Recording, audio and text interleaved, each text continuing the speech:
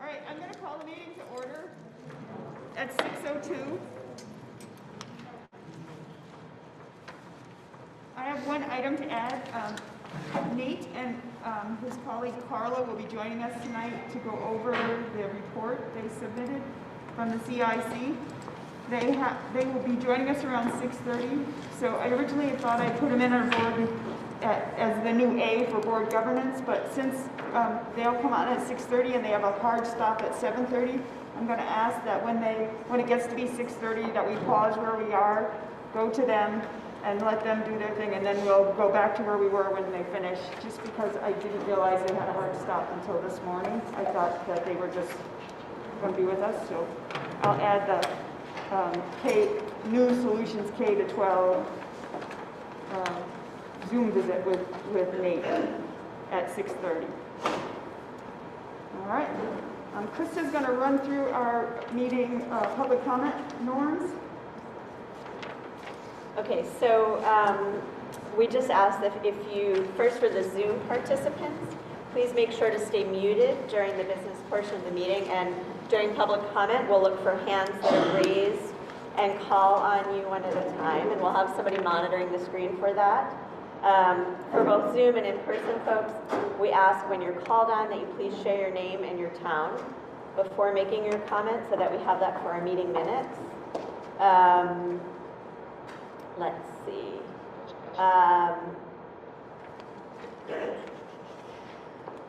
This is a public board meeting. We'd like to hear what everyone has to say. And if at any point, though, comments become personal or negative toward our staff, administrators, board members, or community members, the meeting will be adjourned. And it's imperative to keep personal information about students confidential. That's it. And that's the piece we're going to pass around so that Okay. can be on the little tower over there. The tower's behind us. Oh, there? Yes. So we'll give a total of 5 minutes for public comment. So if each person that wants to speak, they could have 2 minutes. We could get a few done, and then we have another period at the end of the meeting. Is there any public comment at this period? Fine.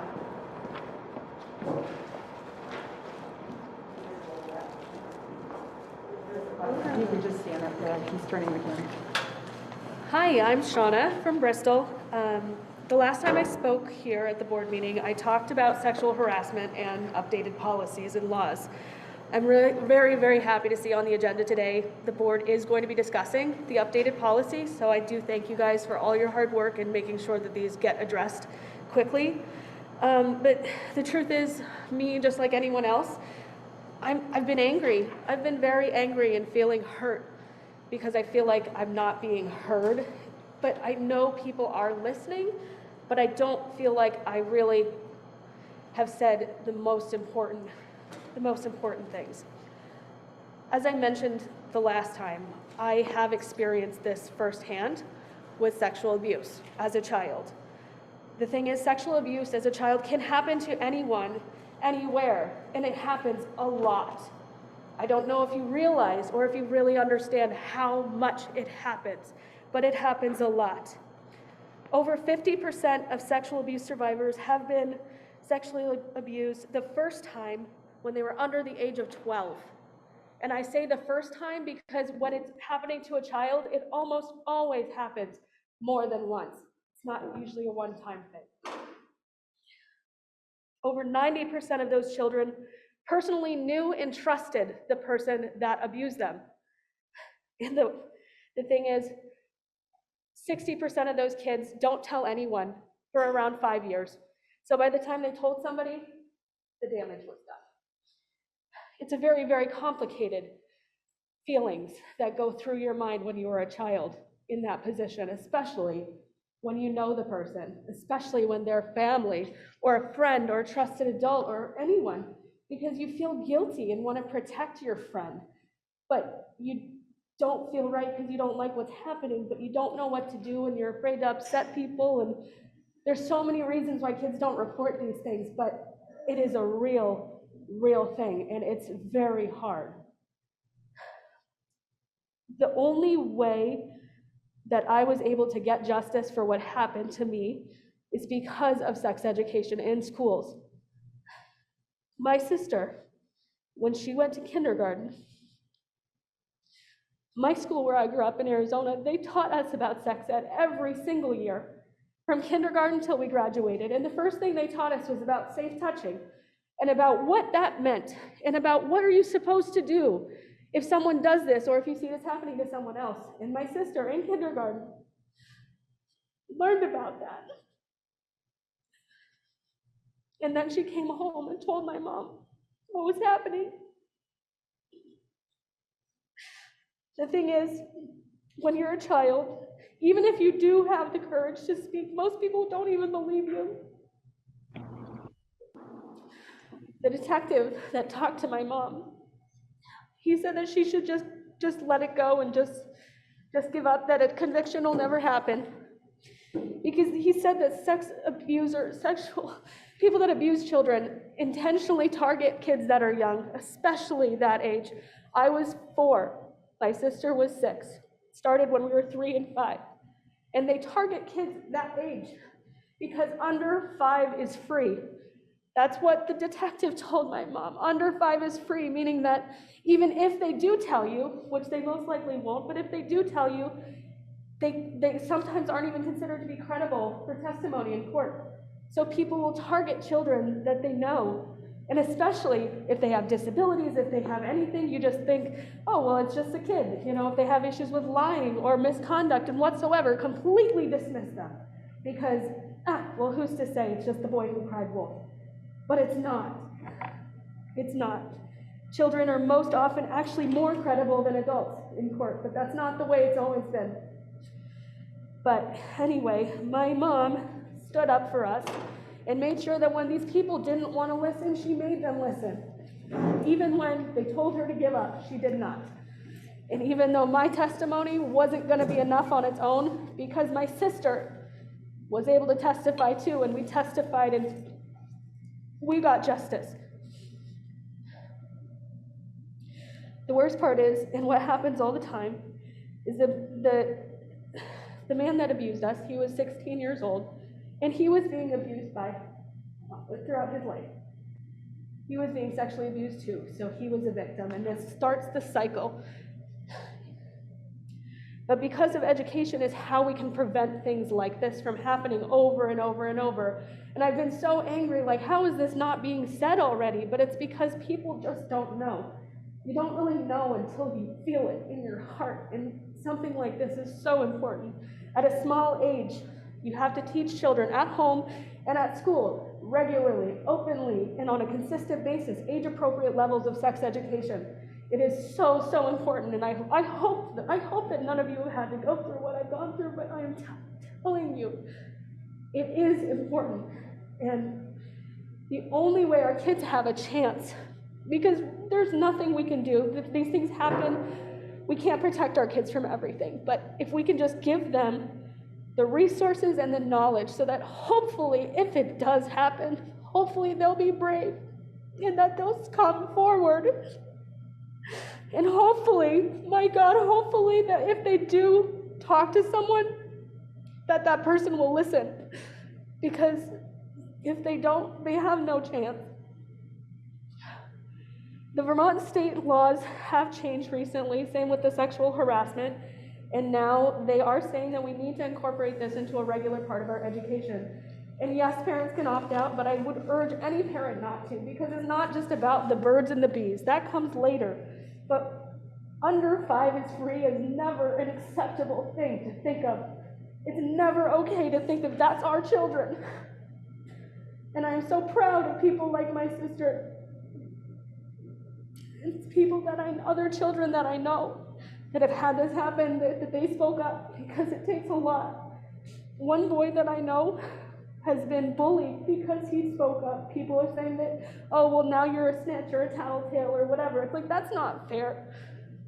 But either way, it's because kids don't know. How do we tell these kids that they can't do this if they don't even know that it's wrong?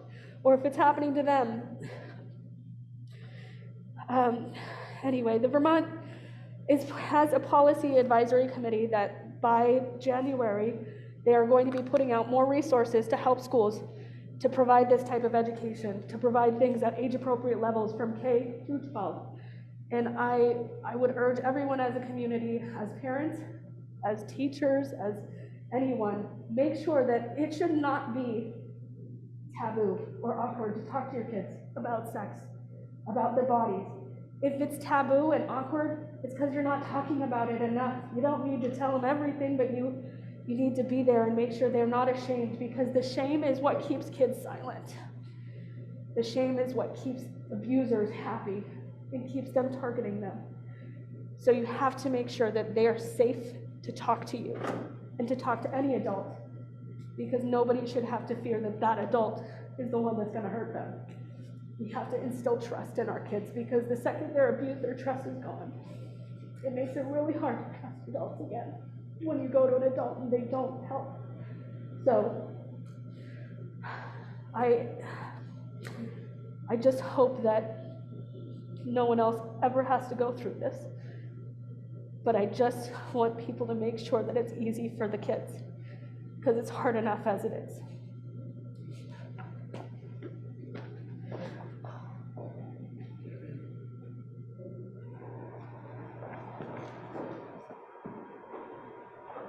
I can see someone on Zoom, but I can't see Andrew on Zoom.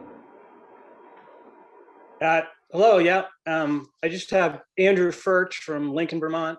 Just have a quick question, basically. The Community Engagement Committee, I've been looking at the communication they put in the paper and put out, very helpful guideline of all the various things that's going on. And according to that, the Community Input Committee is supposed to be presenting the criteria used to evaluate community proposals at tonight's board meeting. I didn't see that on the agenda, so I'm just wondering if that is in fact part of tonight's board meeting, or if that's been pushed back, rescheduled. That was the item that I added at the beginning of the meeting.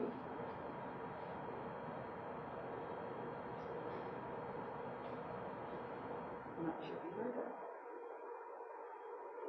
Did you hear that? Can you hear us? Sort of faint. Yeah, but that's for us in the room, but I'm not sure that he's hearing. I can hear you. You can hear? Okay. Liz is going to, I'm sorry. I'm not sure. Well, we're going to get to that later in the meeting. That was the item added. Is there a way to add the link to that report? Do we have the chat feature anymore? I don't think we do. No. I don't think we do. So it'll be attached, anything that we present tonight will be attached to the minutes. All right. Okay, so we're going to keep moving along now down to the consent agenda. Dave? Madam Chair, I'd like to make a motion. I know that tonight's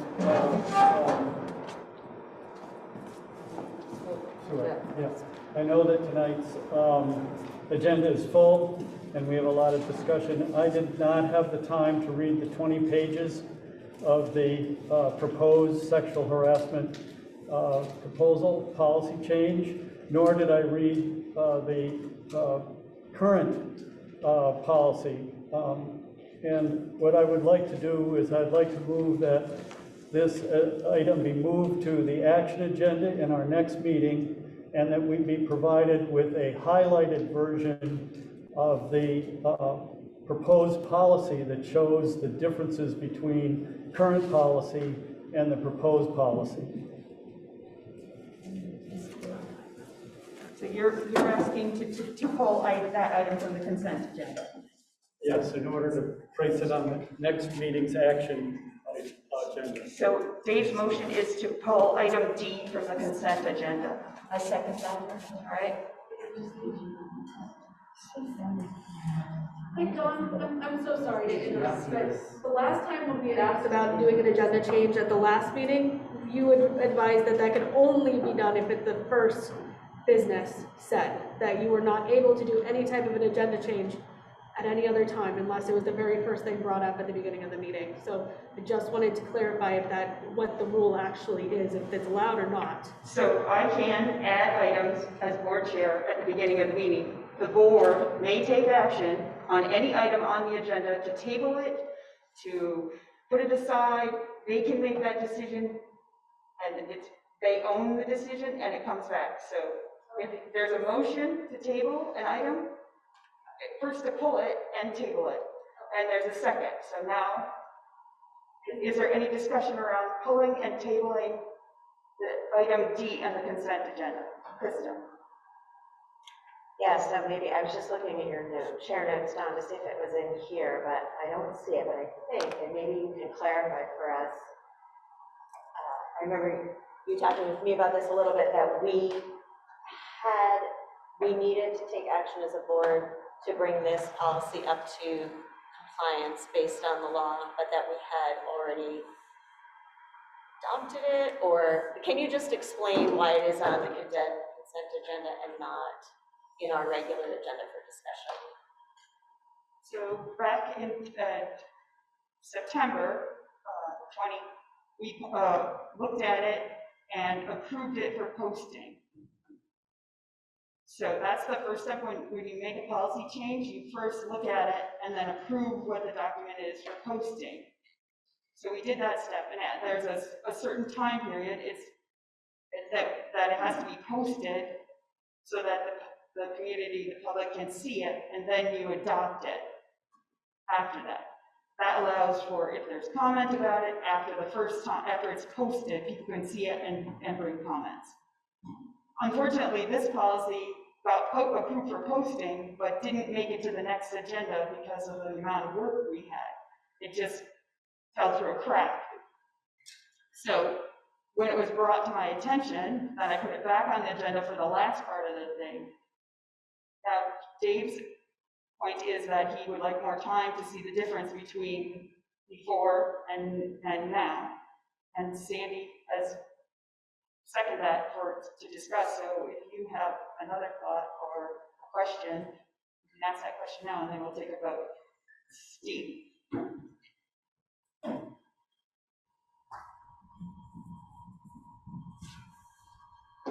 So I was going to propose to pull it just to correct a major typo that's at the bottom of page 1. You have to talk to the top. Yeah, it's built to hang around your neck, that's the bottom. There. Yeah, there you go.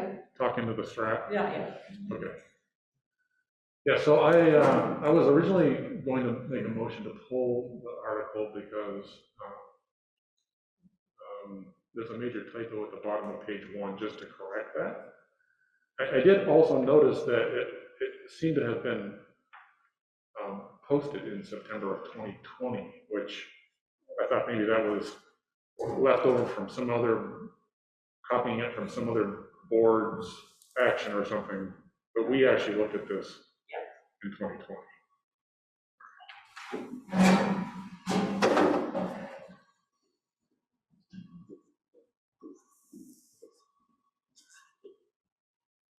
You want Al? Sarah. There a good reason why we should be a little more urgent about it? Or should we get it updated sooner rather than later? That's my own.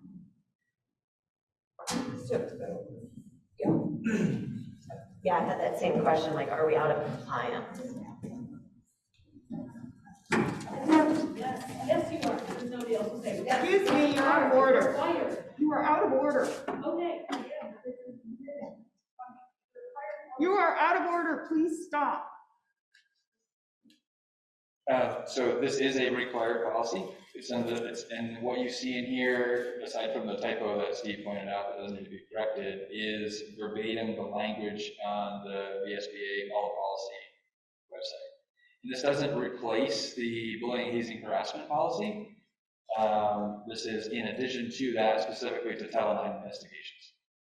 So there isn't so much a policy that we can point to that it's replacing and do that crosswalk and highlighting that you spoke to, Dave. This is totally separate, and it is the model policy, and it is required. And again, it was posted and never took that next step of actually being adopted. If you look at the model policy form, it looks like a typo there, and then that first page, the model policy has that there, and every district that I looked at also had that clause there. So I just wanted to let you know, short of me asking Jennifer to call the state to see if they wanted to fix their typo, we saw that in 7 different places. I just wanted to comment on the process to just explain, what we're doing. The reason Dave Sharp moved to pull from the consent agenda is it's the only ability then to have a discussion about any of the items in the consent agenda. Doesn't mean we're voting not to do it or whatever, but in a consent agenda, you just vote and it just passes without any discussion unless we do this process. So moving to pull it or to have a discussion is just allows us to have that, and then we get to vote on whether we really need to.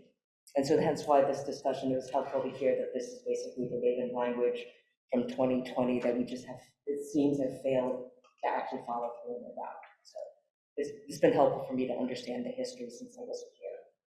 Thank you.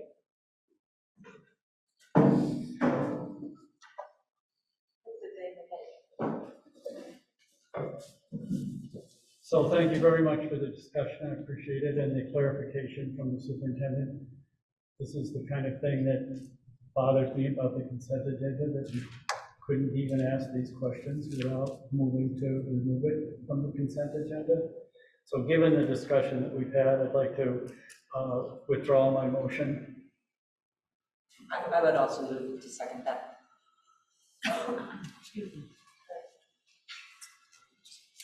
Steve?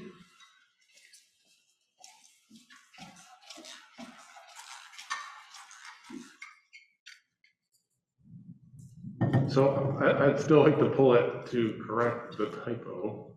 I think it's an obvious typo. And that we can move outside of the consent agenda to adopt it with the correction.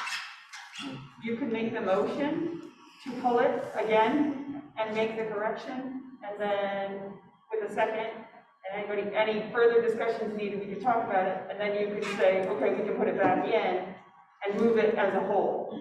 Okay. So I'll move to pull it, correct it, and then reinsert it to the consent agenda. A second.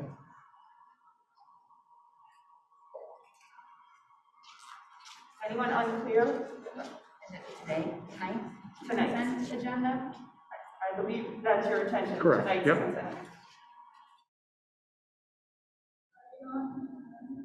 That was Dave. So I don't have it's one sentence that has that typo in it, and then, yeah.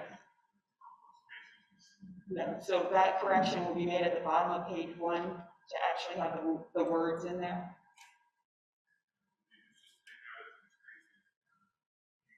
Yeah, they did have some funny numbers and. Right.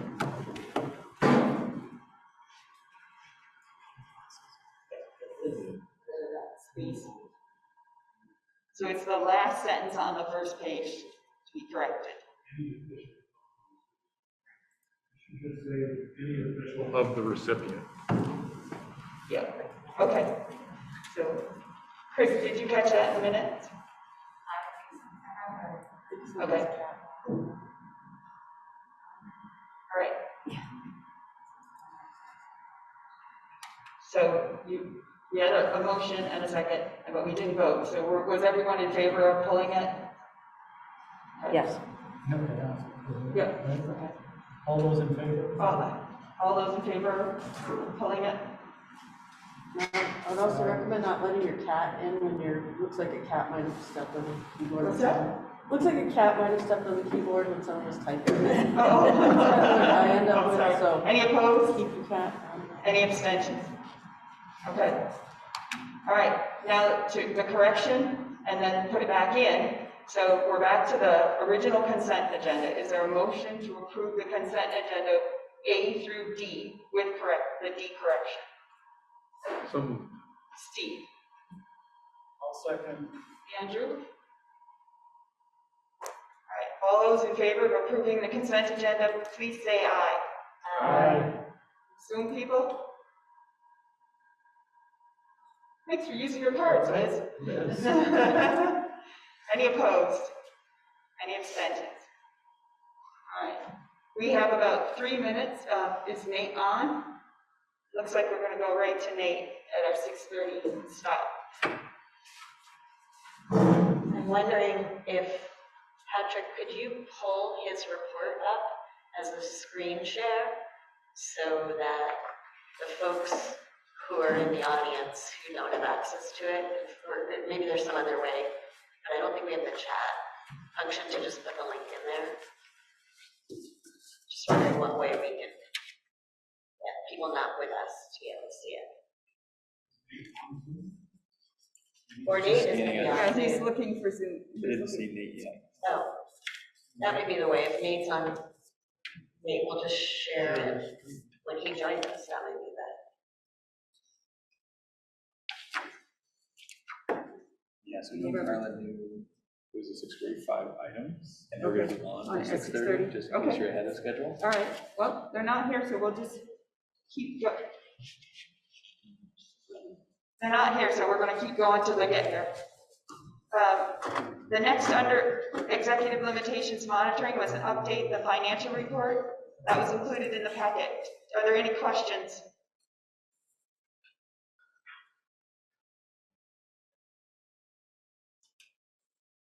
No questions?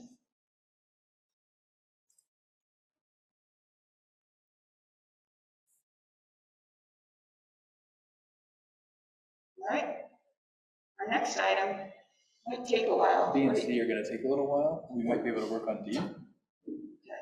We're gonna skip around. Item B and item C are gonna take a while, so let's move down to D to keep going through stuff until Nate gets here. Item D, under executive limitations monitoring, is to accept the monitoring report for 2.6 asset protection. And I have a couple of worksheets, so if the people who submitted worksheets would like to share their thoughts. I think it was Kevin and Sandy, right? No, Not for that one. Kevin, did you have comments? Yeah, well, it's the same one. Here, let's do this. So, We're talking to the top. okay, so it's the same comment. One of the appendices, I think it's C, I can't pull the thing.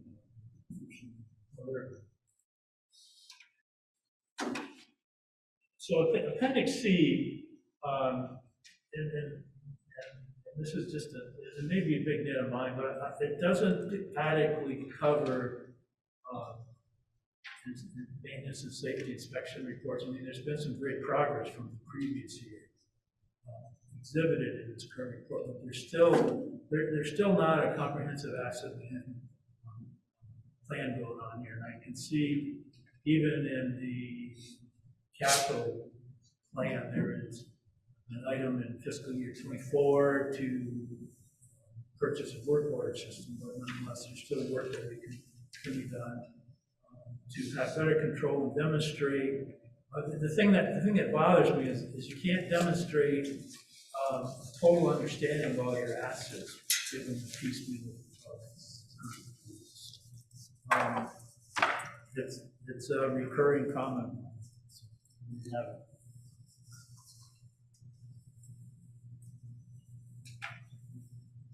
Kevin, I wonder to that point, I think given your experience, you have a mental model about what that could look like. I wonder if having you come in at some point, we could take a look at samples that you're familiar with or talk through. Take a look at some samples that you're familiar with or kind of talk through what you've seen that works well. I'm just struggling to wrap my head around what that looks like. And I think, there's Floyd in the back there. Sitting down with the two of us and maybe bringing in our facilities manager could be a useful conversation to talk about such more than that. If you'd be willing. I'm certainly willing to do that. That's if you're open to it. Yeah, absolutely. Great, thanks, Steve. Okay, any other questions, comments on 2.6 asset protection? Okay, board members, the question is, based on the information provided, does the board find that the superintendent's interpretation is reasonable? Yes, thumbs up, no, thumbs down. Okay. Does the board find that the data demonstrates accomplishment of this interpretation? Thumbs up, yes. Thumbs down, no.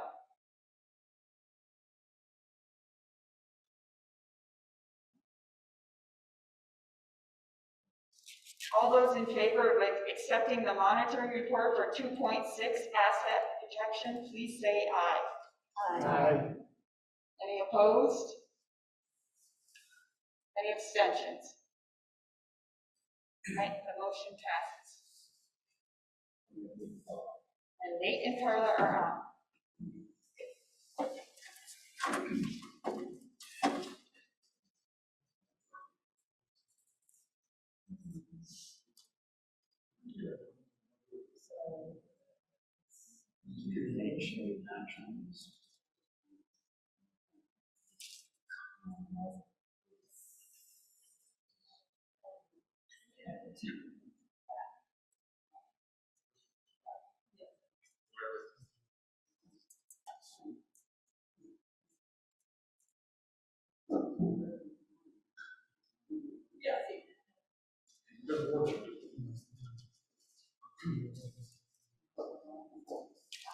No, we're just thinking about knocking the level down. Oh, okay, yeah, I can't see Actually, the no, way. you have the controls right there. Okay.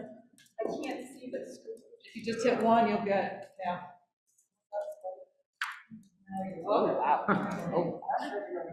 Okay, those are our options. All right, sorry. That- The other one. yes. There you go. There. That's better.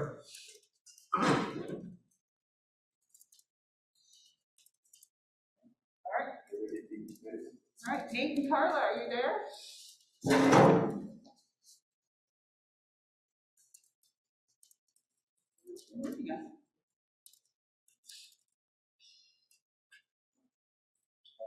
Hi, Carla. Can you hear us? Yes, I can. Okay. Is Nate joining us as well?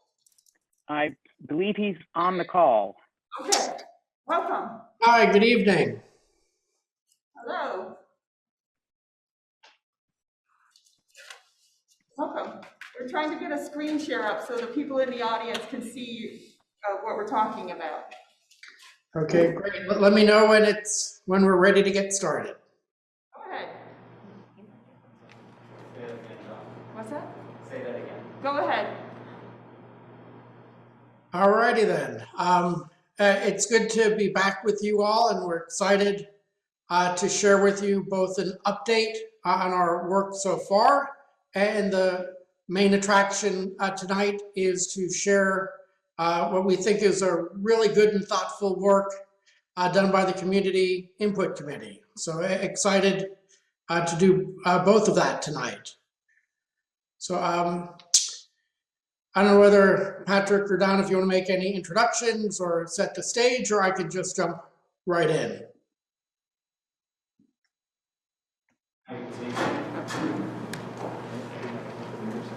No, we're going to let you go right into it, Nate. All righty then. And again, just by way of introductions, again, I'm Nate Levinson, president with New Solutions K-12, joined by my colleague, Carla Bear, who's been working with me on this. We also have on the call today, Megan McGee, who's been working with us as well. So with that, I'm going to share my screen, walk you through a brief update, take any questions that you have. So with that, let me share my screen. Hopefully folks are able to see that. Get into presentation mode. So you should be seeing a large screen that says New Solutions K-12 on it. Perfect, excellent. So the agenda for today's update really in 4 parts. The first is to share just an update as where we are in this project. Second, just wanted to briefly reflect on your budget, just because we've been working with it so much over the last few months. The main attraction, as I mentioned, and most of the time will be focused on the Community Input Committee and then we will close with next steps and obviously questions. So where are we? I think overall, I would describe our work as progressing well, but a bit slowly. We are a few weeks behind schedule when we started this a number of months ago. The conversations have taken longer. We've needed to have a few more discussions, a few more iterations than we had originally planned. I think every one of the extra conversations and iterations has been very worthwhile. So we're feeling very good about it, but do want to acknowledge that I thought we would be roughly a month further along than we are. And for people to remember, this is a fixed price contract, so nobody's paying an extra dollar for any extra meeting, any extra iteration, or the longer time. It is not costing anybody anything other than taking the time to do this really well. There are 7 major steps in our work. The first was to review and summarize the proposals from the community authors, and to do that in a very inclusive way, lots of conversations with the authors. That work has been complete. We are also, a major piece of the work is to conduct a financial analysis of the proposals as an independent third party. What would things save? What would things cost?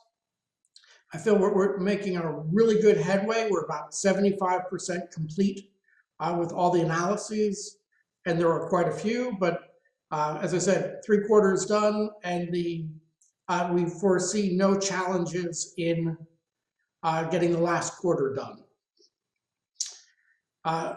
The Community Input Committee was going to help us refine the evaluation criteria, building off of the ones that the school board had developed. Their recommendations have been shared with you, I know, in advance, and we will be sharing them tonight. Then once the school board gets a chance to review and discuss and either accept, change, or edit the evaluation criteria, that's a step that's on you tonight, hopefully. We will then evaluate all the elements of the proposals based on these criteria, which we anticipate doing this month, on the assumption that the criteria get approved tonight. If they don't, that's fine. It just means these other dates will push out some. But if we can get our charge to move forward with the criteria as suggested or amended, December we'll do the evaluation, and then we will be sharing the draft of our findings with both the Community Input Committee and the proposal authors to get their feedback, make sure we've lived true to the criteria. And then our goal would be to share with the board the report January 25th, and we would be there in person to do that. So that's where we are. We're feeling good, far closer to the end than the beginning, and just taking a little longer because these are big, important decisions and discussions, and people have wanted to talk a lot about it. So that's the update on the work to date. As we've been doing this work, we have been living in your budget. I think I know your budget better than I knew the budget of the school district I ran, because I've had a lot more time in this one. And we were really struck by a couple things. This was not part of the contract, but it was just something that I really wanted to share with you all, is there are some incredible strengths to the budget document, the budget preparation. And I've worked with over 250 school districts, and I very seldom have nice things to say about school budgets. But your budget was incredibly detailed. The business office, Floyd and his team, has an exceptional understanding of the details. There is no question, and I have thrown hundreds of questions at him, as have Megan. There's no question that they can't answer, if not from the top of their head, or within hours. And the precision of their answers are just really way above what we normally see. The forecasting of how did you calculate this line item or that line item, just really detailed, very thoughtful, and quite honestly, overall, far greater accuracy than most any district budget I have worked with. So when you see something as good and out of the ordinarily good as this, I really wanted to share that. The other thing we saw, which makes this such a conundrum, is that while your budget is so detailed and the thought behind it so good, there were some oddities that are real opportunities to improve it. And I think all of these stem from, as you came together in the merger, when you merged different budgets from different entities, I'm not sure what you got out of it was as helpful. So for example, 3 points I wanted to make. That your budget's incredibly detailed, but a lot of the big themes get lost in the detail. It is actually hard without downloading it into Excel and spending some hours to really get a sense of what is happening from a management perspective. Second, that the way expenses are coded, it really creates, I think, a lot of misunderstandings, and certainly in some of my conversations with folks in the community, the way things are coded overstates how much you spend in the central office, overstates how many non-teaching staff expenses you have, and understates how much is actually being spent in the schools. Now again, what you're actually spending in this, it's all there, but it takes a lot of reorganizing to put everything in its right bucket. And so I do think it has led to people not fully understanding how much you spend where.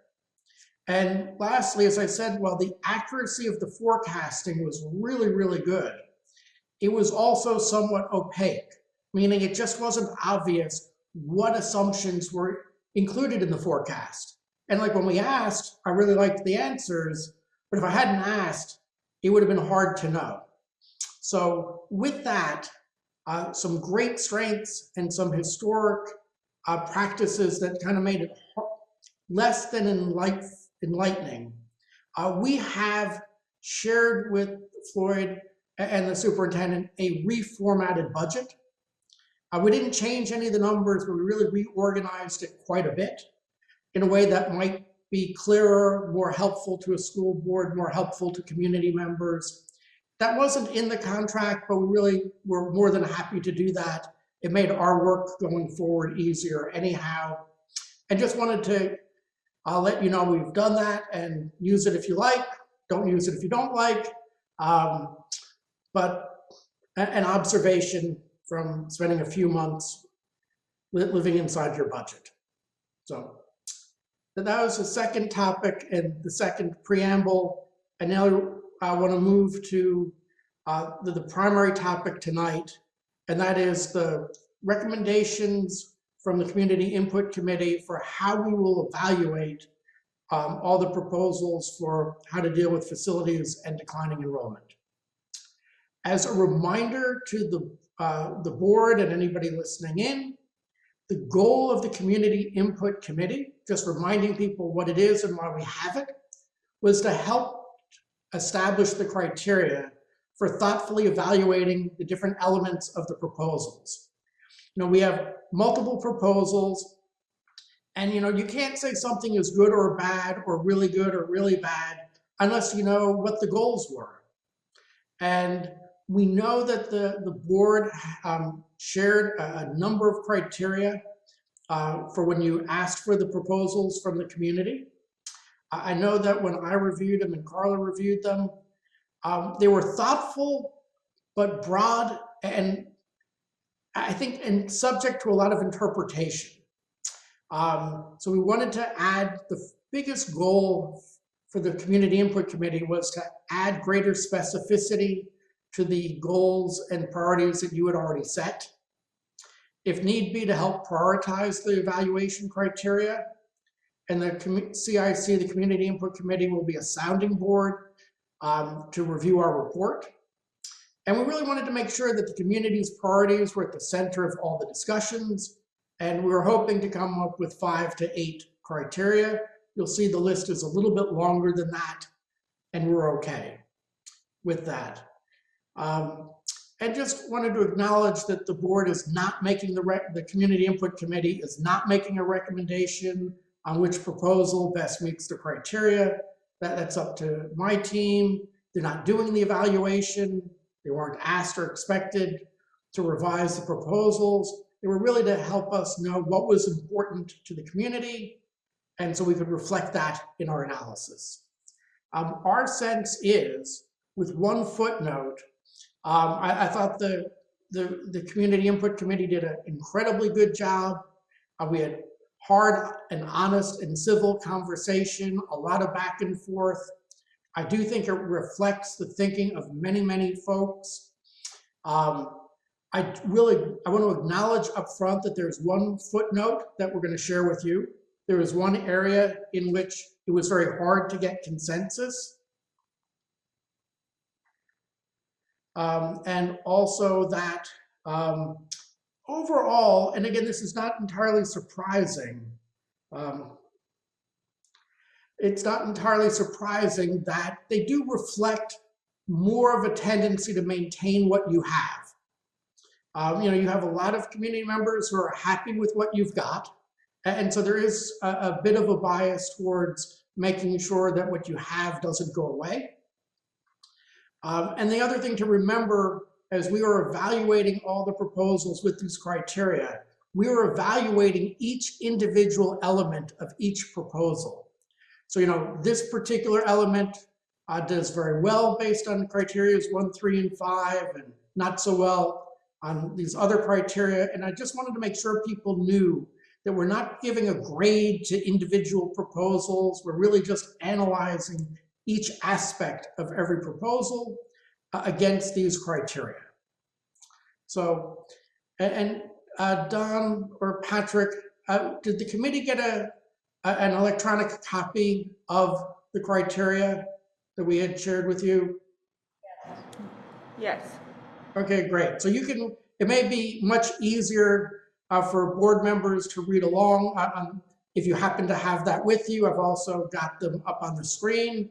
I promise you, I am not going to read all of these to you tonight. I did want to just kind of give a higher level overview of the criteria, but not word by word.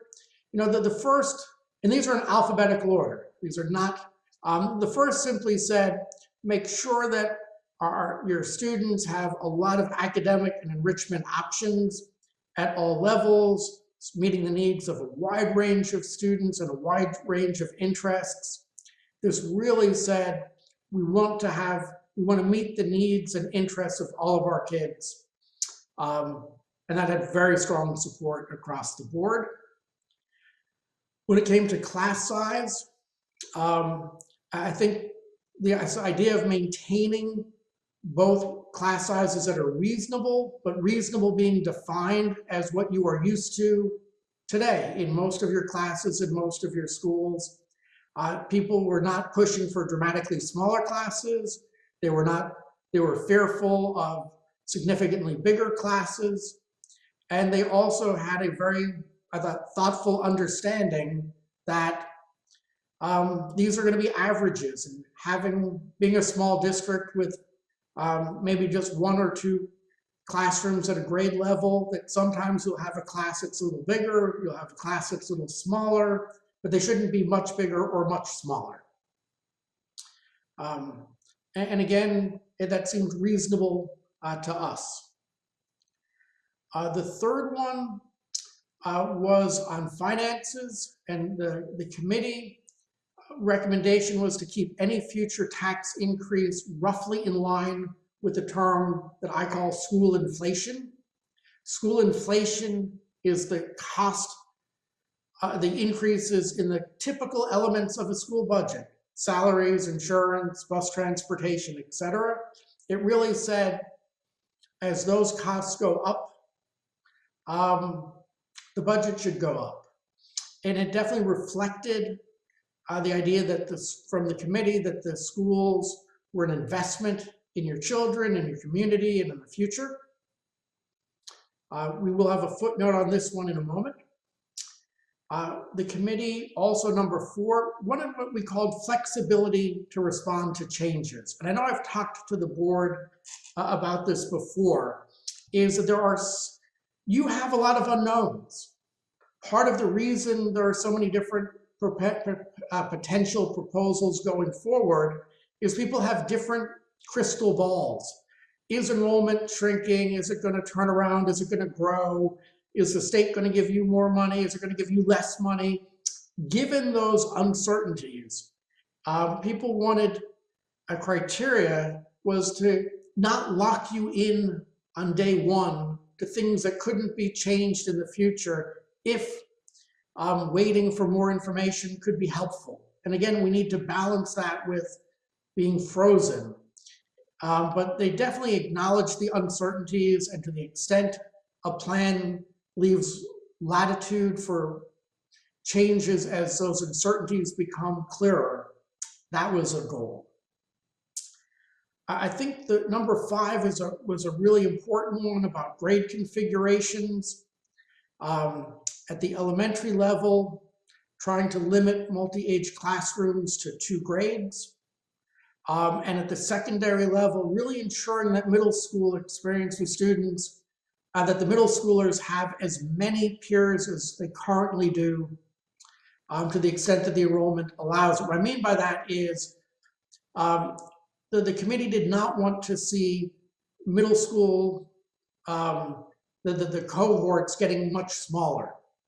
They're already a bit on the small side as is, and it was important to the committee, to the extent that you have the kids in the district, to have all of them together. When it came to transportation, just keeping bus travel times roughly in line with current practice. As I said, that there is a bit of a leaning towards maintaining what you have. Number 7, and I think this is an important one and very nuanced, about school-based decision-making, that the committee wanted to provide schools leadership with some flexibility to staff and serve students academically and socially, and social-emotionally based on the needs of the kids in the schools. And at the same time, recognizing that there are staffing and spending needs to be influenced by and supporting district priorities and strategies, and that you got to live within your budgets and contractual agreements. So really what this says is, hey, we want to have schools to have some say over staffing and spending, but we also want to be part of and have a district strategy playing out in the schools. So it really avoided either extreme. Number 8 has come through in so many different ways in the proposals and the discussion about how do we enhance, or how do these proposals enhance school community connections. A proposal is a better proposal if it creates multiple connections between the school and the local community. And this is both by having local services in the schools. It's also having local community members participating in things within the schools. It's, as you know, particularly at the elementary schools, but true at the middle and high school as well. The schools are a hugely important part of your community, and people wanted to see the schools even more connected. Number 9, providing a robust level of social and emotional supports for kids was very important. And number 10, that the towns get to vote, specifically to not close or repurpose a school without approval of the town in which the school is located. That was important to the committee. 2 footnotes. So those are the 10, and I'll take your questions in about 1 minute. But 2 things I do want to point out. There was a lot of discussion about what should there be a criteria about the high school. Excuse me.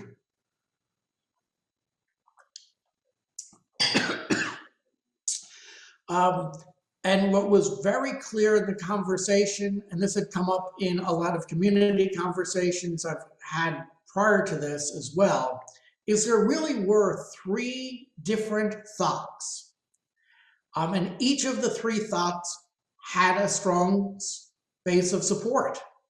And each of the three thoughts are divergent from the other two. And there just really was no consensus on what would be, quote, the right thing to be evaluating about the high school. So one thought was, hey, what we've got's good, both programming, size, facility, keep it the way we got it.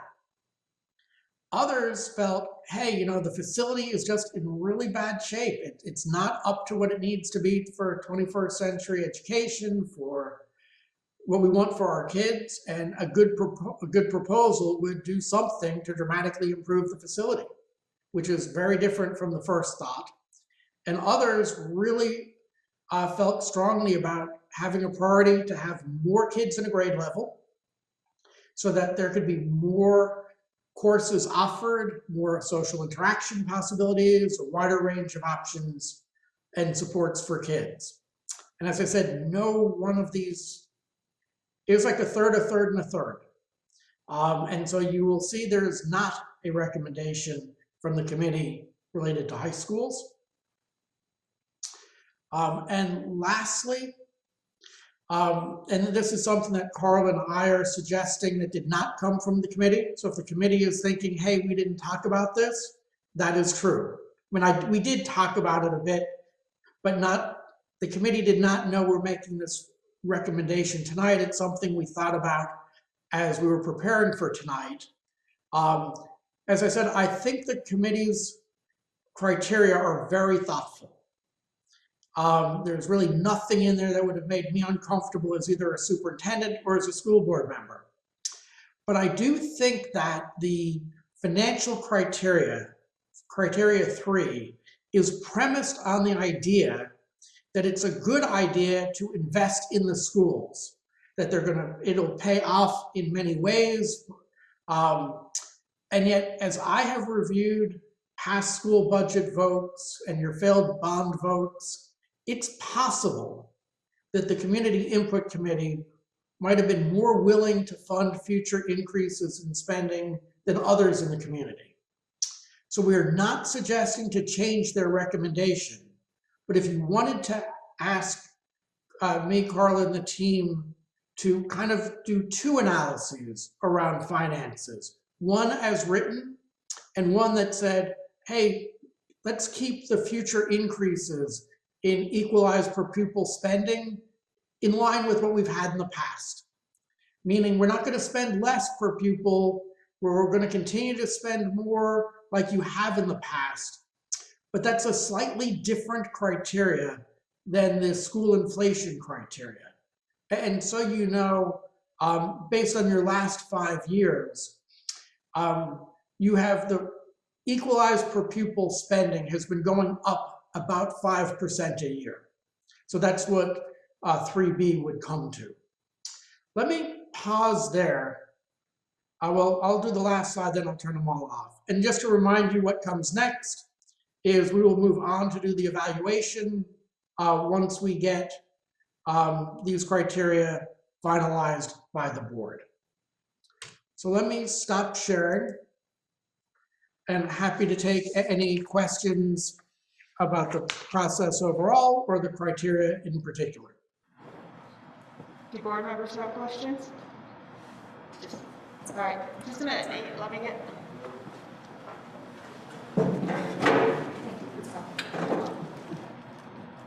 Hi there, Nate. This is Sandy Lee. Hi. Hey, I had the benefit because our board chair and vice chair shared the CIC meetings with us ahead of time, which was helpful because it gave me some context of how you brought together these criteria and the process that everyone went through, which was pretty detailed. I was impressed by the work that people put in. On criteria for high schools, could you, I think I know the answer based on what I viewed, but could you explain a little bit better what it means, the third bullet, a priority on more students in a grade level to support a wider range? Oh, sure. Sorry, so this was a priority that said, hey, having a small high school limits what we can offer. And so these folks would be much more inclined to merge high schools with one or two other communities, to have simply a much larger number of kids in high school. Obviously, not all of them are coming from your 5 towns, but by having a larger high school, kids from neighboring towns, you would therefore, the theory goes, be able to offer more courses, more services, more supports. And I think when I was looking at the comments about this from the CIC, from the Community Input Committee, it also sort of takes in mind some of the proposals that also talked about tuitioning. Yes, so that is another way, absolutely. It is, the tuitioning would be another form of getting kids into larger high schools. Okay. And then the other question I had is, you mentioned that your proposal 3B, it was about a 5% average increase each year in the budget. Did you have what that was for 3 following, sorry, you call it the school inflation, what that average percentage increase would be? Good question. No, I don't have that figure. And I think I think the other piece about if you commit to a school inflation figure, for example, it means it's a little more unknown as well. If health insurance jumped up a lot, if transportation costs go up a lot, you're kind of, those are less controllable. But I don't know what the actual historic numbers have been. Sure. Do you have a sense of whether it's less increase or greater increase than following what we've done in average for the past 5 years? My sense is that the school inflation figure is probably larger, a little bit larger than the 5%. And I think particularly, so I think it is a little bit larger, and it is why, through attrition, you have had to reduce some positions. Okay, I see. So by maintaining the 5%, we were reducing staffing to keep to that sort of average of 5% versus just exactly school inflation based on keeping your staff and what it would cost to keep them. Yep. Okay.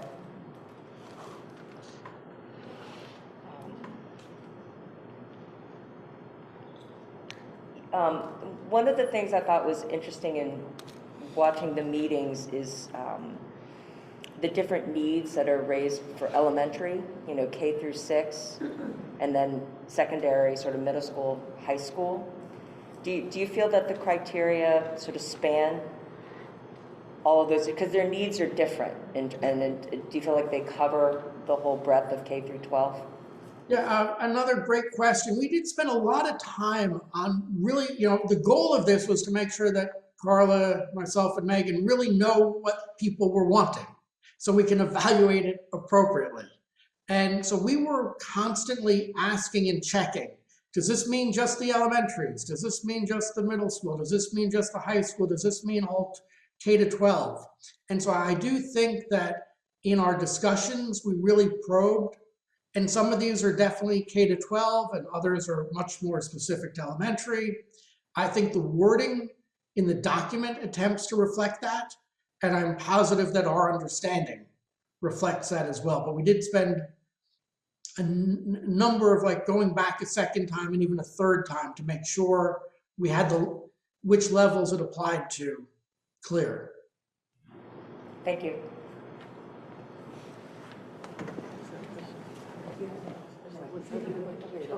I just have a quick one for Patrick. Could you remind us again to stay in that ballpark financial place that Nate just described? How many staff cuts have we had in the past 4 or 5 years specifically? Just to put some context what we've already done.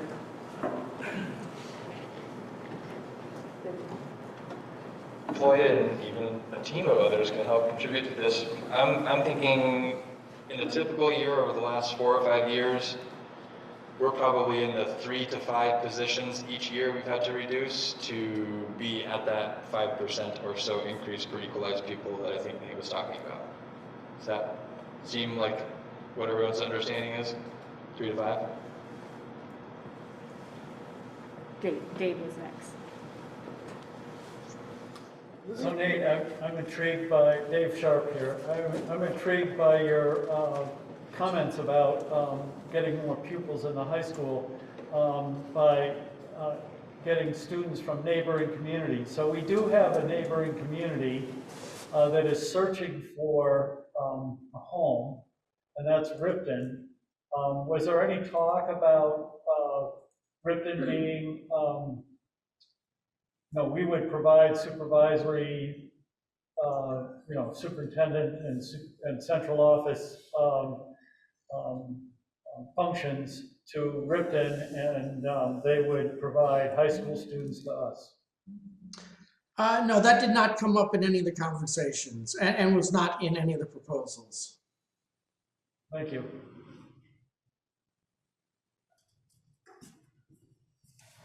Any other board members' questions? Oh. I guess, and I'm not hung up on it, but I remember every budget season, we get a little chart with students per grade, average, and all that kind of stuff. So I guess I'd like to know the 15 to 20 or the item 2, how that fits in with what we've been saying and doing. I am nervous about looking at financial costs based on school inflation. I think we need to, because of where we're at with student enrollment, we need to be real careful about unit costs. And I am really in favor of the 3B proposal, and I'm really cool about the 3 proposal. Pretty cool, I guess. I'm pretty cool about the 2 grade maximum combination for joining classes. I guess if it was purely for this exercise, I could say, yeah, okay, I don't care. But I'm very concerned that as we go down the road, and if that needs to happen, there will be people clinging on to this report and saying that we said we would never do this. So I do have that caution there. As far as item 8, community connections in schools, that is an ongoing thing, and I think there's a certain amount of utopia there, and I'm concerned about additional costs that will ultimately burden the school district with to provide that space and/or services. I don't think that's totally understood by the community. Town gets 1 vote, we have at-length discussions about that. My concern with that is a town gets to hold the rest of the district hostage if it's not a district-wide vote as opposed to a town vote to close the school. The note about the high school, I am surprised that people are still thinking that we need to raise the bond to improve the facility.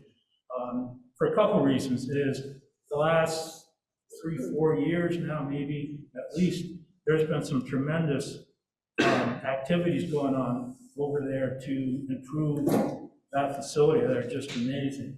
And people are still, at least the circles I travel, people are still stung by the bond issue. And I had a conversation within the last month, and it came up. And that bond issue is a 3 or 4 year old activity now, but people are still, stirring on that one. So I'm really surprised that people want to. There's a contingent, a third of the group was interested in voting the bond. I'm also concerned a little bit, and I raise this a lot with any community involvement, is we don't seem to be able to, and I'm not so sure yet there is any possible way to do it, to get a broad-based opinion. I'm not convinced that this group may have been still a rather narrow scope with their point of view. I would like to see, and I think I said it before, but I'd like to see that we need to keep this dollars per equalized pupil very close to the financials. I'd even go so far to say that I'd like to see the dollar for equalized pupil per campus, and not lose sight of the fact that we have high-cost and low-cost schools. And one of the things I think we need to address is to equalize the overall cost, if you will, of providing quality services. And sometimes it gets lost in having to have a bunch of high-cost schools in the district. So a lot of those are just comments. Yes.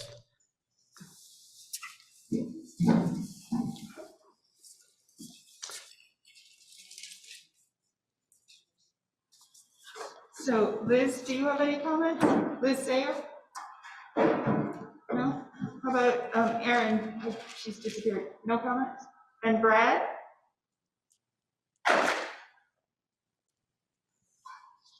Oh, it's on.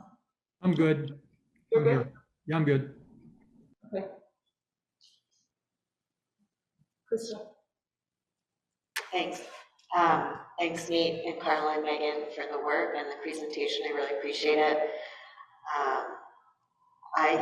I'm trying to square what Kevin said with what our next steps are, and trying to remind myself about those next steps and what I think the plan is to use those criteria to allow Nate and his team to take the parts of each of the proposals and analyze them based on those. And then we will be bringing that out. We'll be looking at it as a board, but also bringing it out to as wide a range of community members as possible to get feedback. So I guess my hope is that although the CIC was a small group of folks providing input into more detail of the criteria that we as a board established, that we are still going to be seeking additional feedback on the proposals and how they square with that criteria from what I hope will be a pretty broad range of our community. So I guess that makes me feel confident, we're more confident about how we're going to use those for next steps, and that they're not they're a lens that's going to be in the process, but it's not a lens that's just limited to a very small group of people. And if I I could, also was trying to pull up the core education values I did pull up the core education values that we created back in the fall of 2019, and as I look at them, many of them are similar. So they're not too off base with what has been stated, historically for a few years now. I think that the addition of the 3B for the financial criteria is really important for a lot of folks in our community and for this board. So I support putting that in there. and Chris, if I could just also add, we will, because we are analyzing each element of the proposals, not the proposals in total, but at that piece by piece, and for the community proposals, and obviously for the superintendent's proposal as well. When I say we're analyzing it, we're going to be doing a financial analysis of each element individually, as well as an alignment to these values and priorities. So, because I did hear, there was a comment like, hey, would which one was it? As I looked, would it be expensive, or how expensive would it be to have school community connections? So if somebody said, if the CIC, and this was like an important one, this had a lot of positive energy. They said, hey, we'd really like to see this. Well, when we evaluate an element of a proposal that has that, we're not just going to say, hey, really strong, you asked for community engagement, this gives community engagement. We're also going to do a financial analysis on each of those elements. So I think that allows you as a board and again, I spent 6 years in your seats. Like, when you get our report and it says, hey, this element is very much in line with the CIC recommendations, and it will cost $242,000. We won't go to that. It's going to cost you about $300,000, or it's going to cost you about $30,000 a year, or it's going to cost you $1 million a year. You're going to have that financial analysis to see that, because something, what I suspect we're going to find is these criteria have some inherent conflicts. And you're going to say, hey, this is a value we want, but it's also conflicting with our need to control spending, or it actually conflicts with something else. So I want folks to know on the board that if we use these criteria, you're still going to get the information about how much does it cost and what does it conflict with. And you're going to have a lot of opportunity, as will the communities, to debate, hey, what was more important? That it was really good for number 3 or really good for number 7? So I don't want anybody feeling that as a board that you're committing to this is what you're going to do going forward. As far as decision or policy, I think what you're committing to is this is how we're going to evaluate these proposals, but you're going to see the finances behind each and every element of the proposals.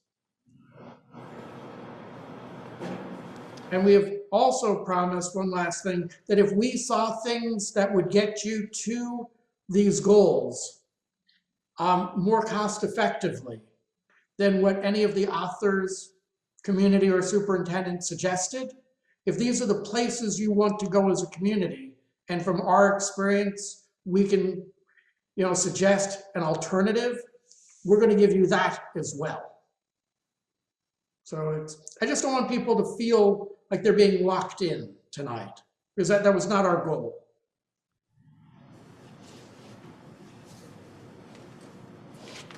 Hi, Nate. I appreciate that comment, because I also really struggled with number 8. And I think that a lot of us, which was the school community connections, a lot of us that are in schools, we're still dealing with making safe places and making, before any of these other walls went up, or like COVID walls, we had Sandy Hook, and we had scenario where people can't really go in and out of buildings. And so I think this kind of negates number 8, a lot of that work that's been done to try to create a safer place the best that we can for kids. And so I feel like that's not on here and it's not represented. And so I don't like the language to number 8 for that purpose. What might be helpful, and I appreciate your sharing that, that's an aspect of the conversation that did not come up from the community input committee. If you wanted to, and again, the expectation was that you may want to tweak these. That is part of the plan and the process. If you wanted to add to number 8, a sentence about, while maintaining and ensuring a safe environment, and if there's a program or an initiative that you have underway already referencing that, that would be reasonable and helpful.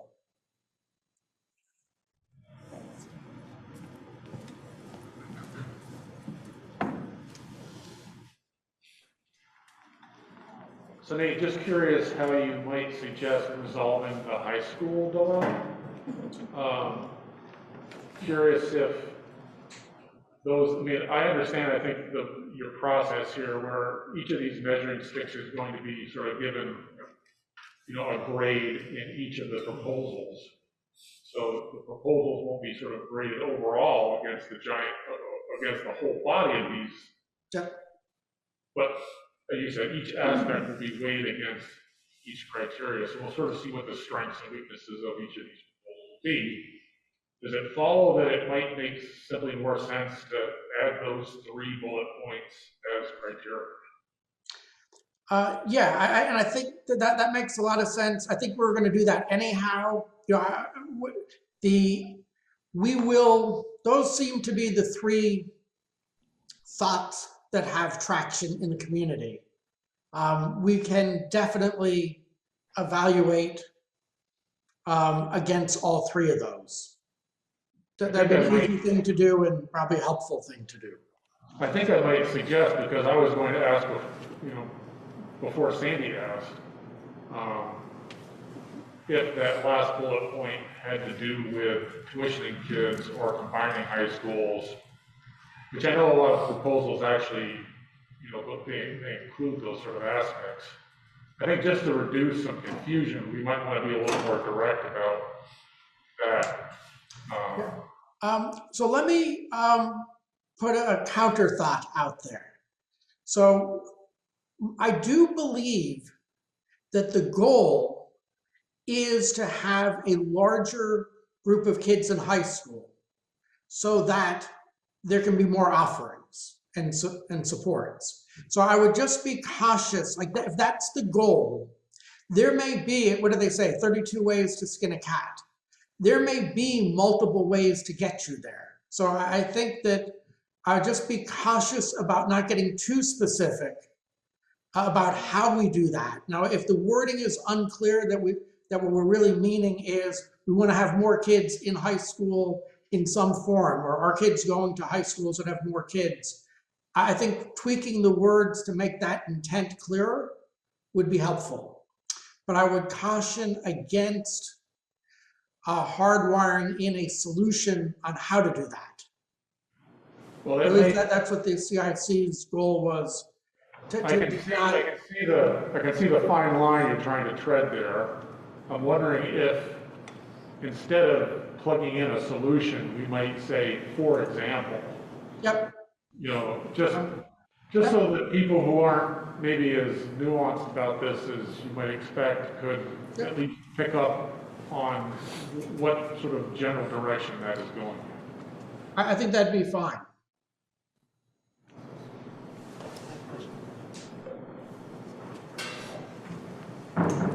Hi Nate, it's Sandy Lee again. I totally appreciate the comment that Sarah made on number 8, and I could see adding, you know, taking into consideration safety concerns, because I could see that could also have a fiscal impact when you look at the various ways that this would be implemented potentially. I wonder if you could speak to what I recall from the community input committee meetings you had. I remember hearing someone say some of the idea about having community services in the school is the idea that we as taxpayers, you know, we pay for this building, whether we just pay because it's just purely for just educational services, but also we would pay as taxpayers if it included like a health center, or if it included, you know, other after-school support services that maybe are paid otherwise, but still, again, covered by the tax base. And I did remember hearing about that and just wanted to mention that, or I don't know if you want to comment further, because it helped me further understand why this was put in there as a criteria, because it's trying to be creative in terms of how we fiscally connect people who don't have students in the schools, but yet they're still connected to the facilities and the buildings and services, and they support them. So it's trying to bring the whole community together. Is that something that, did I read that correctly from? Yeah, absolutely. There are really 2 sides to this number 8. And that is a really important part of 2 or 3 or more of the proposals, and came up from this committee as well. And I think when I think about the 2 aspects, one is exactly what you just shared about having services or organizations that may serve folks who are not students, but serve the larger community, so it would bring the community into the schools. The other way is to bring community members into the schools as part of the educational programming. as support of your educational programming. So I think they're both under the name of School Community Connections, but they are fairly different. They've come up, both of those came up in proposals as well. So we will be weighing in on that because that was an important part of a number of proposals.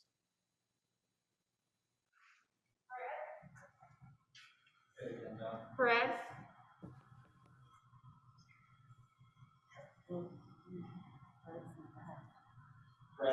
Unmute, Brad. Hi, Nate. Brad Johnson here. A lot of water has flowed under the bridge since I raised my hand, but I just wanted to say that to respond to your notion of not feeling locked in. I mean, it seems to me that given all the competing interests, it's kind of hard to be locked in. at least that's my perception. And I also wanted to say I thought that you've done a really good job in pulling together all of these various interests and putting together a very helpful report. So I want to thank you for that. I was heartened generally after looking at your report, the emphasis by the people who have provided input on the need to think about investing in our schools. I think in our community, there's been a tendency for folks to see schools as just an expense that we have to pay, and it's a difficult expense and one that people don't embrace. But so I was very happy to see that there was that emphasis on seeing the schools as an investment in our communities. So thanks for your work. Very welcome, but really all the thanks goes to the committee. A group of volunteers stepping into what could be a complicated and perhaps even charged environment. I thought people came thoughtful, they came calm. There was like really good discussion. There was, I think, understandings gained and tweaking done in a very professional, very civil, and very thoughtful way. And I did not feel people were wedded to their first statement, which sometimes can happen. And doing all of that by Zoom, I think, is even harder.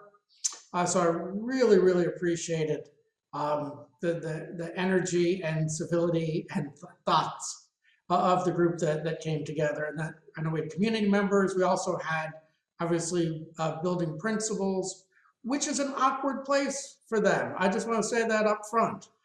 It was my recommendation they be there. So if they're mad at anybody, let them be mad at me. But I thought that I thought they conducted themselves exceptionally well, and their contributions were really appreciated by certainly me and Carla, but also the whole committee. So I don't know how you're all feeling at this moment, and I know they're wanting to tweak some of the words, and there's some discussion about whether it's 3A or 3B or both. But taking just one step back, this could have been really complicated. This could have gone poorly. And I think that the committee, the folks on it, really worked to get something that was practical, actionable, and reflected the community. So yes, there was probably some tweaking to come, but at least I was feeling pretty darn good as to where they ended. It did take an extra meeting and a few extra iterations, but it was well worth the time and the effort. Okay, we have one more comment in the room. Dave? So I just, Dave Sharp again, I'd just like to support 8 and getting adults into the building. I taught 20 years at the Essex Tech Center. They did annual senior services in that building. They never had a budget go down. We used to do adult evening education at Mount Abe. We don't do that anymore. I started a Sunday men's basketball league at Mount Abe that I think generates support for the school. There's senior swim that happens at Mount Abe most mornings. I think that generates support for the schools. There's other ways to bring adults in the building. Perhaps it's a doctor's office or a mental health facility that not only provides office space for that facility, but also may be supportive of the schools and have a symbiotic relationship, if you will, with those agencies that might have an office in the building. So I don't object to putting a line in there that says keeping the safety of students in mind. But I think bringing adults into the building gives more use to our facilities, which makes them more efficient overall for our communities.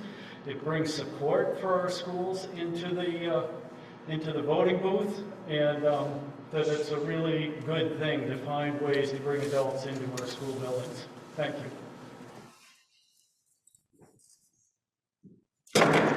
Sorry. So Nate, I know you have to go now. Krista's been jotting down some notes, and I was just gonna take a quick straw poll of the group to see, given the comments we heard tonight and the work you presented, if the board is in support, just with the straw poll. So if you have to go, I understand, but there's some support on there. Krista, did you want a quick run through your notes? Just so that. Sure, so the things that I wrote down were adding 3A, adding the high school as specific criteria with some clarification around option 3, that this refers to more kids in the middle high school space, potentially adding, for example, tuitioning. And then number 8, adding a line about while maintaining and ensuring a safe environment, possibly referring to any specific policies or procedures that we already have in place. Did I miss anything that was mentioned? So are board members in support of? Okay. All right, so Nate, you get to keep going. Excellent. So what we'll do, thank you very much for that vote of support and support for the committee's thinking, most importantly. I think if you just sent us, Krista, saying basically what you just said, we can run with it. We will edit this, and at your leisure, you can look at the edits, but the intent, there's no ambiguity in my mind as to what the modifications are intended to do. And we've got plenty of time we could back and forth, perhaps with Don and Krista, to just get the wordsmithing to make sure everybody feels it's reflected what you just talked about. But it seems very clear to me. We're very comfortable with those additions, and that would allow us to march forward as well. So thank you all for keeping us moving. Okay. Thank you. Thanks. Great. Thanks, everybody. Have a good night.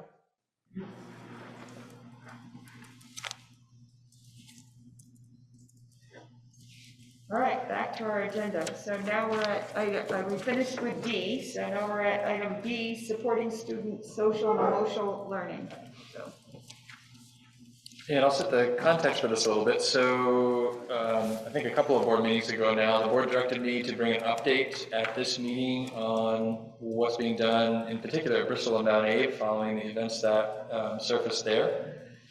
And we have that prepared tonight. Both Shannon and David are prepared to give an update on what's going on there. We also thought it was important to put that into the context of what we do in our schools to support students' social and emotional learning. So the building principals were kind enough to put some thought to that context and help to sort of bring the board into what it's like being in a school, seeing the kinds of needs and what kinds of effort and supports are in place to meet that need. So with that, I'm going to kick it over to, I think, Mike Lansing, principal at Moncton Central School, and he's going to get us started really sort of looking at universal and targeted supports, and then we're going to dig in a little more intensively from there. So Mike, you're up.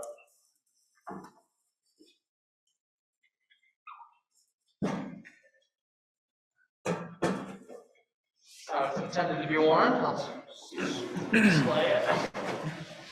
All right. So, hello, everybody. Mike Lansing, Moncton Central School Principal. Thank you, Patrick, for letting me take this on. So I kind of wrote Patrick asked us to kind of formulate this in specific ways. This is kind of an excerpt I wrote talking about our universal supports and our targeted supports, which are kind of our universals are, I'll talk about it here in a second. Universal, as a reminder, is our every kid gets it, classroom level supports for SEL, behavior, academic. Targeted is kind of the next level. I think an easy way to think about it is tier 2 intervention. We'll talk about it here and we'll move forward. So Moncton Central School strives to wrap our arms around students and provide them the best support we can.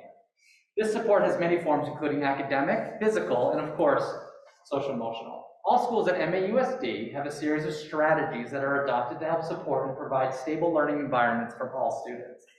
The most prominent support is called universal. This happens at the classroom level and is given to all students. It has many forms and can look different from class to class and from school to school. It is generally based on what the educator sees within their classroom or what the administration feels is necessary from a school-wide improvement lens. Examples of this are within the classroom, whole school rules, PBIS. A good example would be last year at Moncton, we installed 4 large poles outside in our playground with the idea of providing kids a place to line up at recess to help alleviate some behaviors and congestion that we had during that time. A whole school support, universal. Another example would be if a teacher moves seats or desks within the room to produce more appropriate learning groups would be another example of like a universal strategy used within the classroom. The other one, of course, is universal strategies are not providing enough support for kids or a particular student, really. They will receive targeted or tier 2 supports. This is generally done for specific kids based on specific needs and always documented through a support plan, so we know what we're doing. Like universal, this can be done for academic, SEL, or behavior-based needs. Example of this would be a behavior plan, potentially a support group with a counselor, or a specific small group intervention with an educator on a particular academic subject. A lot of times it happens during our intervention block called Mr. Ryan asked Moncton to share a success story whose central theme revolves around the implementation of universal and targeted practices. The story I'm going to talk about here in a second is fictional. But will center around factual themes, real data in situations that happened last year during the 2021 school year. So like names are made up, etc. So Damien, my friend D, he's a current first grader who really struggled as a kindergarten student. He currently has a life with a lot of what I would call, not by his choice change, which was current last year and is still, of course, present today. To set the scene, the following outlines what our little buddy, Damien, has taken on over the last 12 to 15 months. An unexpected separation of a caregiver, angry and hurtful middle school sibling, a guardian who works multiple jobs, is not always home when Damien gets off the bus. He's moved a couple places. Last year he had a long-term sub that came in to replace the teacher. And then of course, Damien, like a lot of our kids, has some anxiety that's not diagnosed by a doctor necessarily, but shows it through classroom observations, through a program we use called Close Gap to kind of monitor kids, and just stuff our counselor is seeing as she meets with all students. Damien had a great start to the year when our veteran teacher was in place. He was a little sad, but nothing beyond what a normal kindergarten kid would expect, or what would happen normally when they come to school. Damien and all his peers were doing so great, and universal strategies were in place. The teacher, who is awesome, prioritized the following each day in her room. She established positive relationships with all her kids. She reinforced consistently using procedures that our school does, such as PBIS. She established appropriate procedures and expectations. She practiced and mastered those procedures and expectations. And of course, she delivered new information slowly in a manner that was age and cognitively appropriate. Her plan, as it always has been for the last 15 years, was to practice repeatedly, reinforce consistently, and redirect as needed. If her pacing was correct, and with this teacher it is, after 6 weeks, the class should be rocking. Well, it was rocking, as it normally does. A few kids struggled, but whatever, normal. School was hard, and days were long, and school was a lot more challenging than they thought. Why do they always practice routines? That gets annoying for kids. They need to.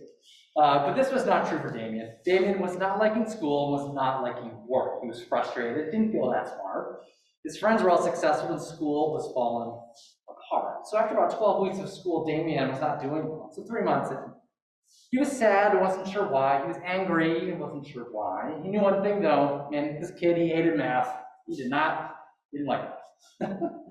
But there were procedures in place that forced him to do math. His friends were doing math, and yet some were really good at it. He needed to learn some new skills to get out of it, because that takes skill.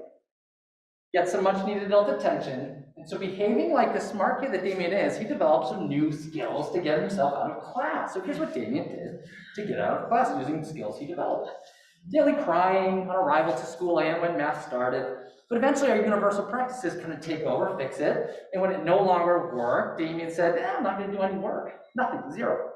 Well, universal strategies kicked in, and so Damien upped the ante, right? Started some chair tossing, knocking over chairs, wiping his desk clear.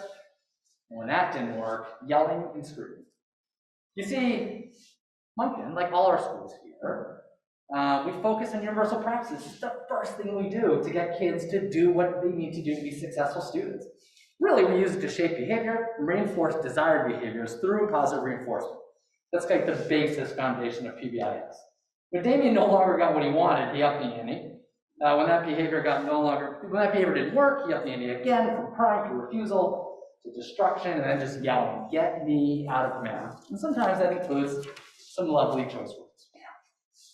Okay, so some real data here. So in the middle of December came, Damien got lucky. His teacher went on leave, and a brand new adult came into the class. She was a long-term sub, and she had very little teaching experience. And this is fact. Up until this point, and these numbers are true, kindergarten classrooms at my school accounted for no more than 14% of our school's referrals from September to December. So all of those referrals, 14% of them was from kindergarten students. However, the new teacher was not good at universal strategies, and as much as she tried, as much as I tried, or behavior person tried, as much as we tried to give them support, it just wasn't the same. It was really difficult to get those strategies back in place. And even though it was different, Damien still hated math. It didn't change. All of a sudden, it got kind of bad. In the month of January alone, again, kind of real data here, kindergarten accounted for 66% of the school referrals. So from December to January, we jumped up 52% of the school's referrals were all from kindergarten. Damien had more than triple the amount of referrals that he had received the prior 3 months. But the thing is this, remember that the class destruction, yelling, screaming, all that was now, it's happening. That's when it was going on. And Damien didn't account for all 66%, but the loss of strong universal, combined with a new teacher, combined with Damien's outburst, led to a lot of other kids kind of raising their behaviors as well. And you know what? At the time, it didn't really matter what Band-Aid we tossed around. We needed to take stronger action. So universal just wasn't working for Damien. And we did. Here's what happened. Again, real data. In the preceding months, and again, this is true, kinder dropped the next month, February, we dropped to 50%, and kind of month by month, right? 50% to 33%, to 18%, to 15%, and then all the way back in June to 14% of the behavior referrals were from kindergarten. If you remember my first data section, that was the exact same numbers. We kind of did this big cycle. If you graph it, it was up, then it was like one big hump. And we did two big things to make this happen. One, we got Damien some targeted support. Universal support, they just weren't working. And that's fine, that happens. Damien needed a little bit extra. Our data showed a big spike in behavior, and action was needed. We met as a team, we met mom, we wrapped our arms around this kid, and came up with a plan to support. He had clinician support, he had check in, check out, like a behavior plan. He had specific groups with the counselor. And metaphorically, all adults in the building were involved. We wrapped our arms around this kid and provided him some love. We loved this kid to death. We gave him a lot of reinforcement. The second thing we did in March, hooray, again, true, our teacher came back from her leave, and she's excellent, and re-implemented her universal practices, almost immediately eliminating the other students' outbursts in 1 month's time. So if you remember kind of that, she came back in March, right? So we had January, February, March, and then boom, April, we're back down to 18%. Wonderful job.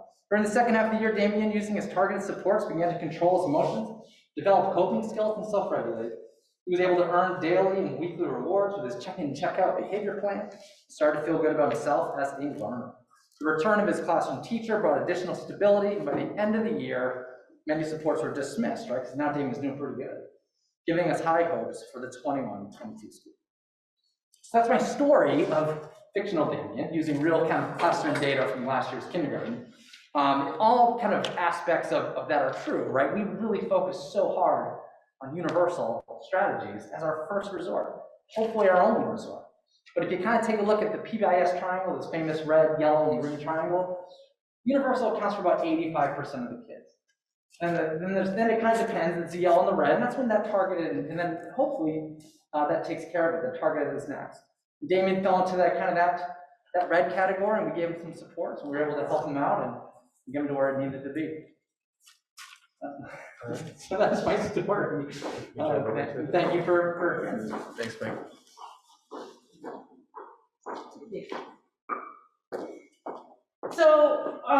So Mike shared with you kind of the green part of the triangle and moved into the yellow part of the triangle with the targeted supports we provide in our schools.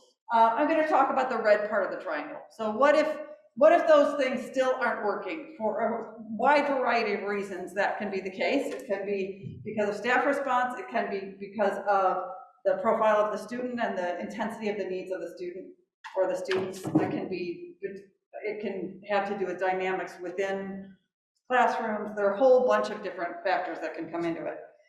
So I'm going to read to you a different scenario, a different student, the situation that kind of escalates into that red zone, and the different ways and the resources we'll bring to bear to respond to those situations. So as I talk to you about this, what I'd like you to do is come to it with an inquiry stance. So with some curiosity about what's happening, rather than kind of a quick judgment about right moves or wrong moves. As these situations escalate, there are so many decision points, and we also have many resources that are potentially available to us, and there's so much complexity in the context of these situations that I'm going to read some detail into the story, but an educator in this situation, or the combination of educators in this situation, will know some backstory.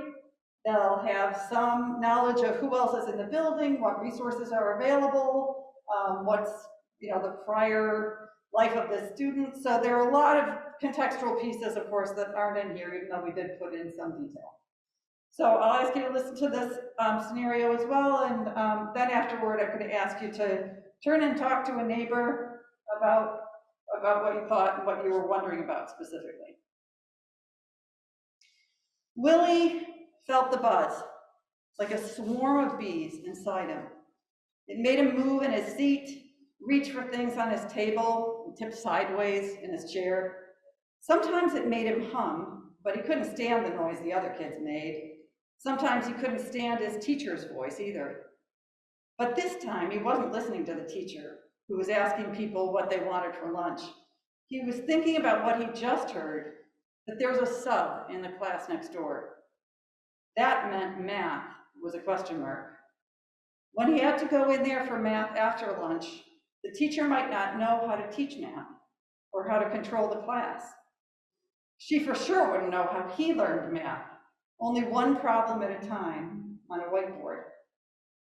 She would assume he knew things he didn't, like how to read the problem or how to show his work.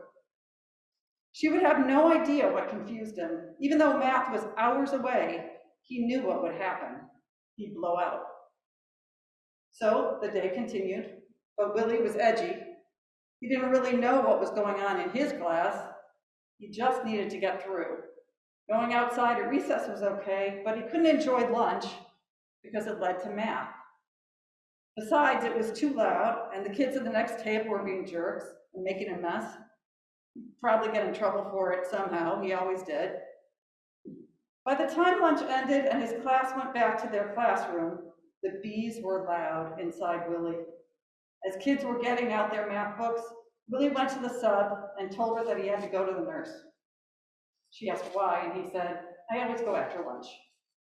She nodded, and he escaped. It wasn't true that he went to the nurse after lunch, but he was pretty sure a sub wouldn't ask a question about that. It was too personal. Willie wandered in the hall until Miss Jensen came around the corner with her walkie-talkie. "Hi, Willie," she said. "What's going on?" "Nothing." "It's math now, right?" "I'm not going." Willie felt his stomach get hard. He knew what was coming next. Miss Jensen was going to try to get him back into math. He wasn't going, no matter what it took. He walked fast down the hall and pounded a door as he went by to show he wasn't in the mood to be convinced. Miss Jensen followed. She gave him space, but she still talked to him. I know it can be tricky when there's a sub. I can go in and help you get started if you want. What are you working on in math today? Leave me alone. I haven't even been in there. Willie tore a piece off of a bulletin board he went by. It felt good to tear something. Ms. Johnson's walkie-talkie went off, asking her to come to a classroom to assist a student. Good, maybe she'd leave him alone now. Of course she didn't. She said something into her walkie-talkie and kept following him. Willie, you know, you need to go to class now. If you can't do that, you can go to the planning room to relax a little, and then we can talk about, you know, a plan for returning to math. But Willie doesn't want to get into math. He kicks the door and runs down the hall, pulling some other stuff off a bulletin board. You're not getting me into that effing math class. Okay, so a little turn and talk time. See what you think about that scenario. Again, not looking specifically for a solution, but just response to that story.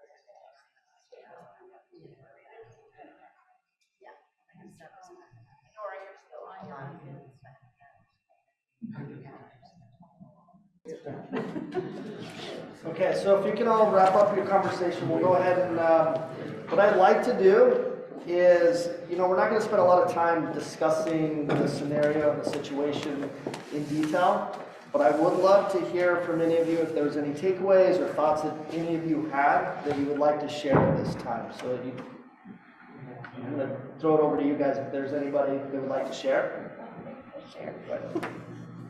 Should I, we need like 5 of those.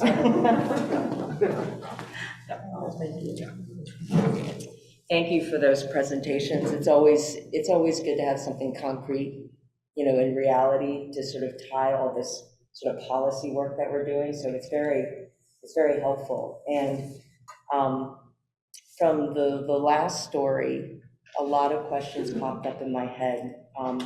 First, because I thought we were in the red triangle area. What popped in my head was, you know, for Willie, if he was he already in that intensive level? What services was he already receiving? What plans, you know, were already probably in place?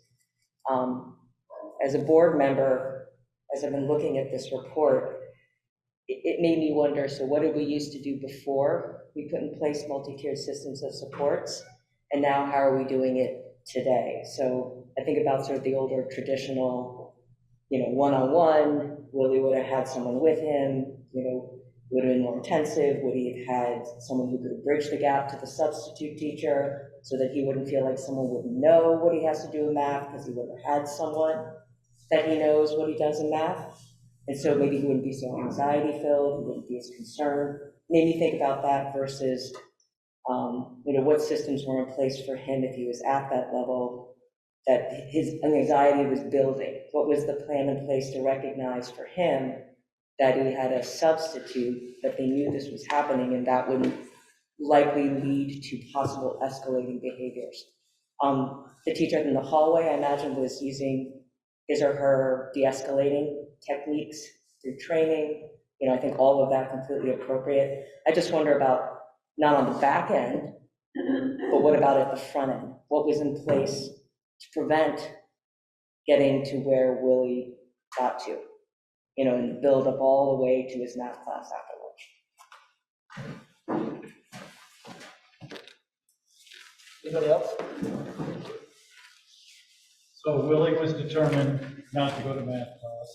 He was in the hallway doing a little bit of damage, thwarting the efforts of this other individual, not his teacher, but some staff person resisting. So the question in my mind is, you know, when I was in school, the threats were real, and you didn't want to go there. So you didn't want to be sent to the principal's office. You didn't want the principal to call my dad because that was the worst possible retribution for my bad behavior. You know, what's the backstop? I mean, it sounds like the planning room is the plan, but if Willie never gets to the planning room and he's successful in avoiding math and destroying property and not doing what this other staff person is trying to get him to do, he wins, and he's going to use that strategy again the next time a sub is in math. You know, how do you deal with it at that point? Anybody else?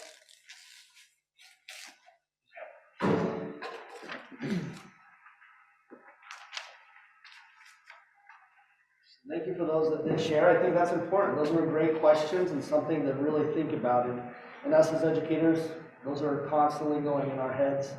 How can we support it? That's the MTSS model. It's a multi-tier system of supports. It's supporting our kids, right? So what I'm going to do is I'm just going to read, let's continue this conversation with Willie and this scenario. So I'm just going to keep kind of going a little bit more and share some more information for you.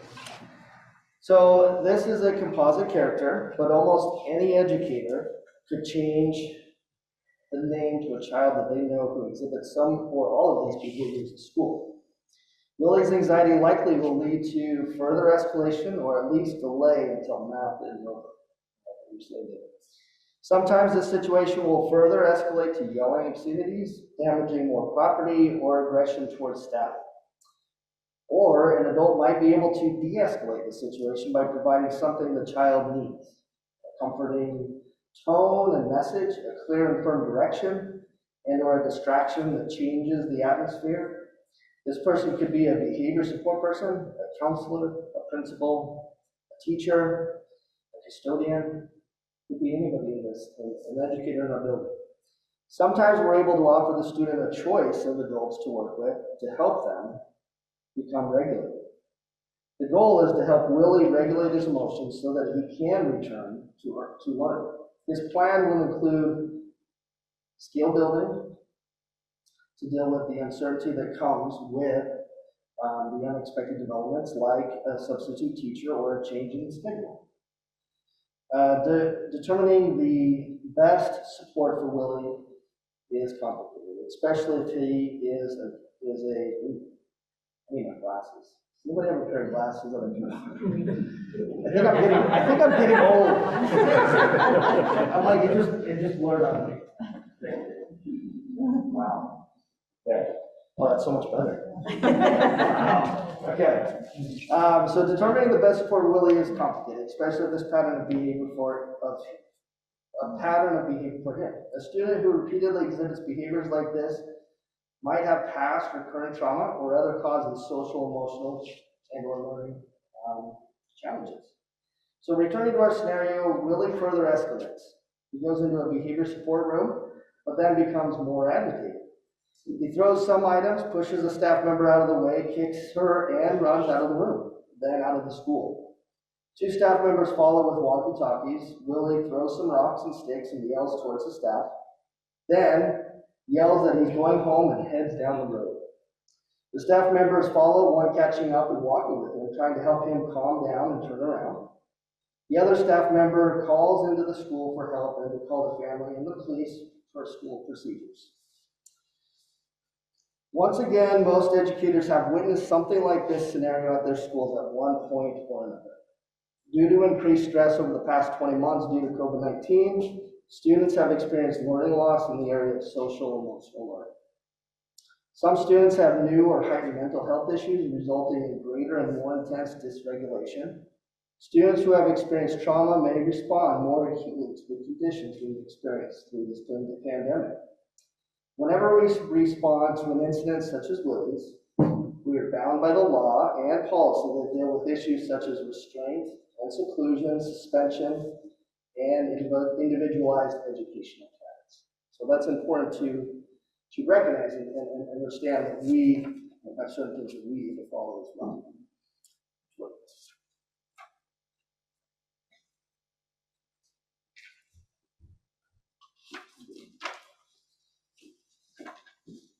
you're all a little bit unnerving how still you sit and how little noise you make. Practice. I don't know what it is. So the part that I'm going to talk about is the comprehensive systems of support that we have across MAUSD and how Willie's situation might look in the context of those supports. Some of these aspects have been in place historically, and some of them have been put in place more recently. In Willie's situation, a number of steps would be taken. First, the principal would talk with the parents to explain the situation, what unfolded during the day, and also to offer support to the family. Together, they would agree on a time to have a re-entry meeting so that the family and the necessary school personnel could come together and create a safety plan so that when the student did return, there would be things in place that hadn't been in place before the incident happened.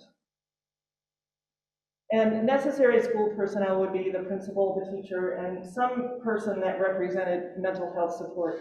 The student may already, as Sandy was alluding to, she was wondering, did the student already have different supports? Were they seeing a school counselor? Was the school psychologist involved, and so forth? So a safety plan would be created at that reentry meeting. Second, Willie would really be welcomed back into the school with warmth and care. At the beginning of the scenario that Adora described, we really had a vision into what was happening inside of Willie. But when we're outside as adults, we're really trying to figure out often what is motivating a student to behave. If we think about behavior as communication, we're always trying to bring curiosity to whatever the student is doing. I wonder what. Could it be that? Asking ourselves those sorts of questions so that we are truly being curious and empathic about the student. We don't know that Willie felt like there were bees buzzing inside of him. So when Willie returns, a lot of what we're doing is really being detectives, trying to figure out what was happening for Willie. And that's really, really hard work. It takes patience, it takes skill, it takes years and years of experience. And even then, none of us always gets it right. So we would essentially be trying to figure out what made Willie so uncomfortable that then led to his level of dysregulation. That's what our curiosity would be about. When we were certain, as a team of educators, that Willie was regulated and safe and ready to return to school, then that's what would happen. And he would be asked to repair what had been broken, both in terms of relationships and in terms of property, to the best of his 6 or 9 or 11-year-old ability. Sometimes what we do with students, instead of a direct repair, is asking them to contribute something back to the community. And when we ask students to contribute as a way to repair, we're encouraging their sense of not only contribution, but also of belonging. And in that way, we embrace them back into our community. Behind the scenes, the adults would be taking 3 steps. One, the staff who have been involved in the incident would engage in a debriefing process that we use district-wide called coping. And essentially, the conversation involves reviewing the antecedents to the incident. So that would be where we would be saying, oh, there was a substitute. Oh yeah, he really has difficulty in math, and his math teacher really knows how Willie learns. What can we do so that we're sure that when there is a substitute, Willie is getting the kind of instruction that he's accustomed to and needs in order to regulate and learn math. So there's a conversation about the antecedents, the staff responses, and then really talking about what could have gone differently. And again, as well as bringing empathy to Willie, we're also bringing empathy to the educators. Making sure that we're really giving ourselves an opportunity to not be defensive, but to really consider what didn't go well and what could we do better next time. The second thing that would happen is that if Willie already had a team of educators and mental health professionals, they would come together and debrief what happened and then really look forward to, are there different supports that need to be put in place for Willie? Are we doing everything that we can? Do we need to tweak something? If he didn't have a team already, then a team would be convened. And then finally, as you know, as educators, we really need to continue to look at the systems that we do have in place. So we have really strong systems, and it's also really important that when an incident like this happens, we not only look at the student, but we also look at the strength of our systems and see if there are places where we might bolster it, change it, tweak it, and again, be curious about our system and wonder how could we make this better so that students like Willie and Willie himself really have a much better shot at learning and maintaining self-regulation.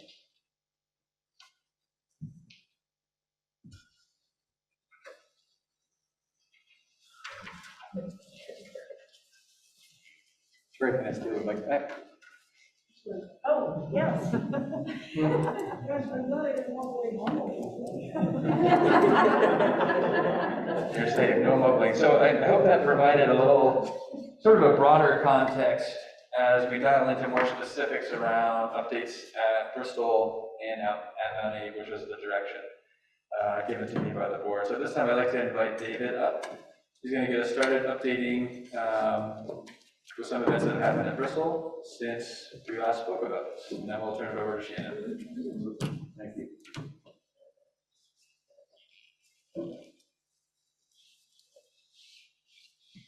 Thank you, everyone. Good to be here again this evening and talk to the board and to the audience.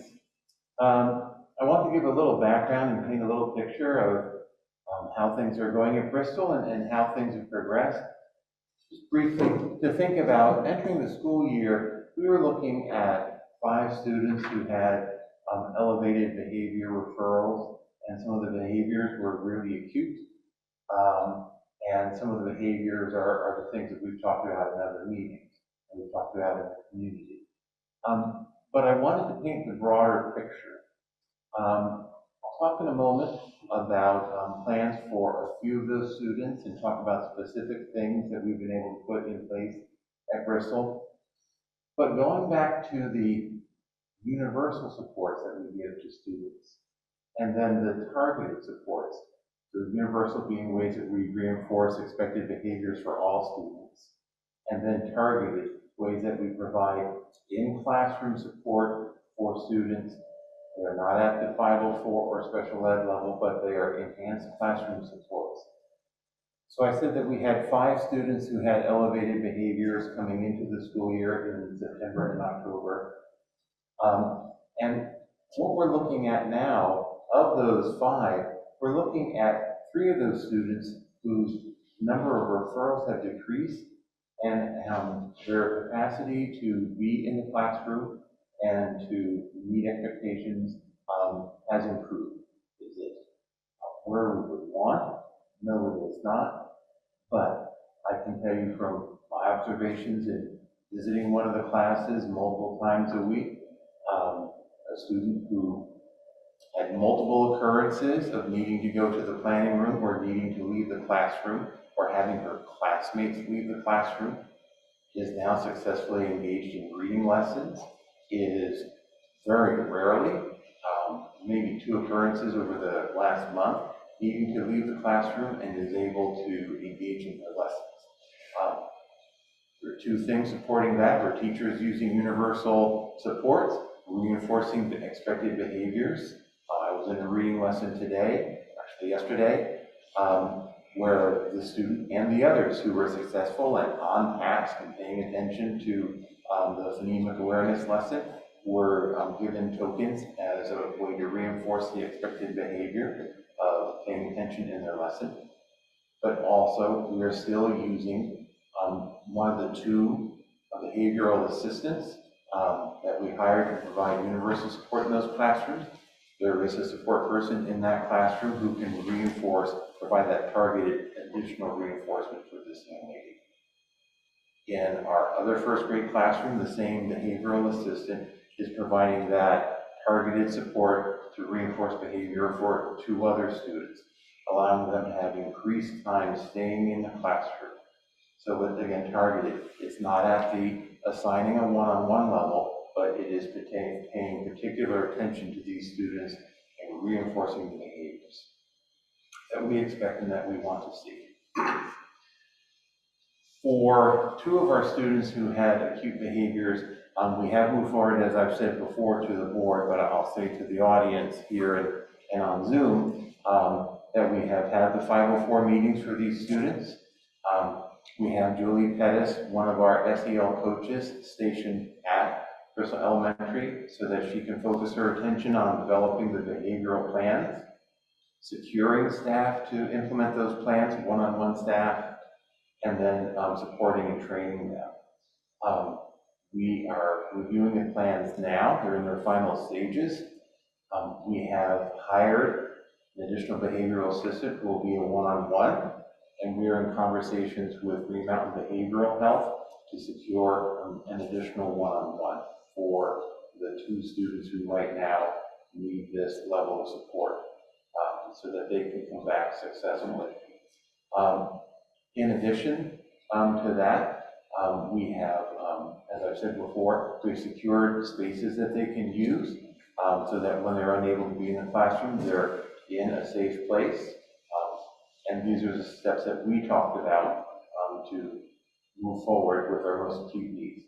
Again, thinking of that pyramid, these are students who are at the top needing a higher level of support, not at a special ed level, but at a 504 level and needing a one-on-one.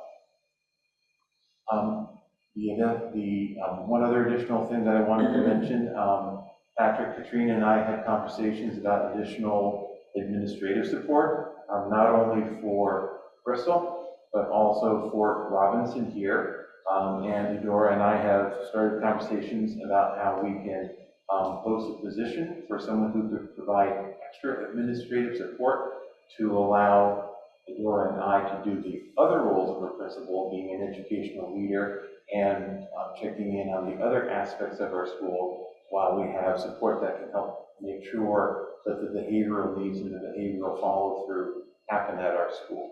So that will be posted on School Spring shortly, again, as another part of our plan to increase the capacity at Bristol Robinson in this way, but also to make it a flexible position so that it can support other elementary schools if the need arises at one of the others. So those are some of the steps that we've taken at Bristol and the progress that we've made.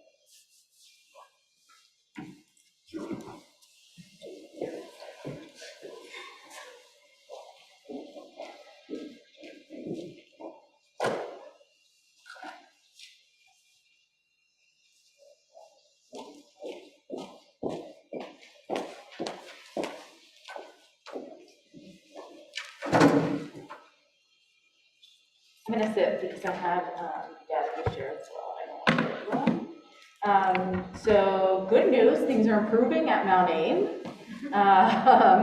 And so I have some data to share and then some more concrete things that we're doing. And in the interest of time, I was going to share some examples of targeted plans, things that would go into a targeted plan and an intensive plan, but I'll kind of just highlight some of that since we are running behind. So last month, November, at our faculty meeting, we looked at our behavior data, which gets entered into a system called SWIS, and all of the referrals that go in the behavior is categorized as a major or a minor. And we can break out, we can do all kinds of reports with this, so we broke that out to look at as a faculty with our major and minor behaviors. And we were excited to see that we were right within sort of the normal range for what we expect to see with number of referrals per student in that universal, targeted, and intensive area. So for example, and they're coded green, yellow, red, to make it easy and visually pleasing. That 88.7% of our students only had 0 to 1 major referral. I'll give you some examples of those. 8.1% had 2 to 5 major referrals, and only 3.2% of our student body, 7 to 12, had 6 or more major referrals. And in the minors, it was 81.3% had 0 to 1, 11.4 had 2 to 5, and 7.4 had 6 or more. And I can share this document with you. So just a couple of examples of a minor versus a major. Defiance is a behavior that we often see. And so an example of what would be a minor versus a major would be refusal to follow directions. Maybe the first time or the second time. That becomes a major referral when it's sustained refusal to follow directions after an adult has attempted to intervene, mediate the situation, come at it a different way, and find a different approach to get the student to engage or follow directions. So like a minor defiance could look like work refusal, putting their head down on their desk, taking a really extended break, getting a drink of water that takes 15 minutes, although we have plenty of water fountains. And an example of that being a major would be yelling at the adult, really disruptive behavior in class that really creates a learning environment that's not conducive to learning. So I wanted to share that data, and those percentages are well within the MTSS model, which looks at you want 80% in your green, your universal, you want 15% in your targeted, that's normal. And 5% in the red or an intensive area. And we're kind of right there. We haven't analyzed, so that was for August through the end of October. We haven't analyzed November yet because it's just ending. But the average number of major referrals has decreased, and the average number of minor referrals has significantly decreased. And I'm going to tell you why in a minute. It is likely that we will see an uptick in behaviors leading up to the December break, which is common every year, as students start to get anxious about being out of school for that period of time, the excitement of all the different holidays that are celebrated in December and January. So we will not be surprised to see an uptick. Additionally, we're finding one of the things that we track through the Swiss system is what the motivation behind the behavior is, if it's known, if it's clear. And the number one thing that we are seeing in our behaviors is that the motivation is to gain pure attention. And that's really not surprising this year due to what we had for a learning model last year, which was hybrid learning, 2 days in school, 3 days out, and very small cohorts. So and kids sitting 6 feet apart or more with very little interaction, social interaction, to utilize the skills that they've been taught before. As my colleagues have highlighted, we also have some learners that have these extreme behaviors and these big feelings due to anxiety, depression, trauma, social, emotional, mental health diagnoses, and then they need individualized support, which may be in the targeted or intensive form. So universally, we have really, as a school, and that means every adult in the building, made a concerted effort to increase our universal practices that are simple and easy to do, and if everybody does them and takes a part, it makes a very big impact. So for example, being in the hallway during passing time, simple reminders to students, so if you see something, you say something, hold your mask, just point at your nose, thank kids for wearing their masks, so there's that positive reinforcement as well. Reminding kids to pick up after themselves, thanking them for picking up after themselves. We were really struggling with middle school lunch as an area where we were seeing a lot of behavior, so we put some additional parameters in place. Students now clean up after themselves. So tables are dismissed after students take care of all of their trays and trash, and they actually wipe down the tables and complete a contact tracing form. So there's a little more routine, and that's paid off in dividends as well. Reminders about language, being kind, and really just emphasizing our school-wide expectations, which are hard, being honest, engaged, appropriate, responsible, timely. We reinforce positive behavior as well using the PBIS system. Our middle school students get coins that go into a tube that they see every day in the hallway, and when they get to a certain level, they get a middle school celebration, which is choice-based. So some kids watch videos, some kids go outside and play games, they play trivia, they do all kinds of things. And our high school students get nominated by teachers on purple tickets. And we started a couple of months ago announcing students at the beginning of every day. So pulling some kids who've been nominated for these Heart Awards and announcing them during our morning announcements and having them come down to the office to get their tokens and a treat from the Heart Cart. And that's had a really great impact on kids who don't always get recognized, having their name read, and they come down and they get to select a treat. So those are some of the basic things, and we've also, at the quarter mark, we try to remind all teachers to spend time reteaching and revisiting the behavior and learning expectations for each learning space. So whether that be advisory, each classroom, the hallway, the cafeteria, the bathrooms, etc., to have that reminder and bring it back kind of to the forefront of our focus. So additional practices that we use universally, and I believe I've mentioned some of these before, are restorative circles to discuss social issues, expectations, address concerns, or specific incidences.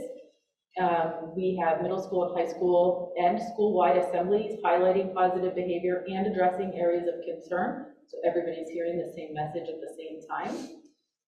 Middle school has been focusing on, based on the data, in our Swiss system, focusing on 1 to 2 behaviors per week, providing additional instruction for students in advisory and classes to try to make improvements and gains in those areas and teach students the skills that they need to be successful.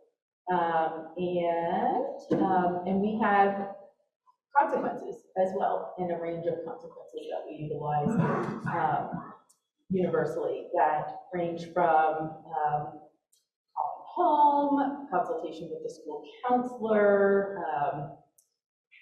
contacting the consultation with the SEL team. We utilize a self-reflection form, getting students to think about their behavior and how it impacted others, and how to repair any harm. We utilize detentions, we have re-entry meetings, we have all kinds of interventions that we can use for, and it's not a one-size-fits-all, it's sort of a menu of options that are outlined in our student handbook that we use when there is a behavior infraction. And it can be one thing, it could be a combination of things, it's whatever that student needs for that infraction to be successful the next time and learn so that they don't repeat the behavior. So at the targeted level, we currently have 11 students on targeted plans, 3 in 7th grade, 3 in 8th, 2 in 9th, 1 in 10th grade, and 2 in 11th grade. And how we identify those students is through that system, tracking their number of referrals and teacher referrals. Say, I'm really struggling with this student, and sort of triangulating that data. And then we put a plan in place that sets a goal or a learning target, something that students are familiar with targeted supports and interventions to meet that goal. So it's not just put out there, we actually provide some instruction to help those students. We monitor that data. Teachers have a part in that every day where they sort of rate the student on a number of things, how they did in class. That gets entered into the system, and at the end of the day, families get a report on how the student was during the day, and if they had a great day, if they didn't have a good day, and if there is a need for a follow-up conversation, if it was a really bad day, what we're going to do differently the next day. So just to provide some context, and then those plans are reevaluated every 4 to 6 weeks to provide enough time to collect data, see if the strategies and skills are working, to really determine the efficacy of the plan. Some students graduate from their plans, some remain on a targeted plan with maybe some tweaks, and others get bumped up to an intensive plan that'll have more strategies and supports put in place. So some context, at the start of the school year, we had 20 students on targeted plans. We've graduated 5 of their targeted plans, and we just determined that 5 students did not need targeted plans based on what we do universally for all students. And 1 student was moved to an intensive plan.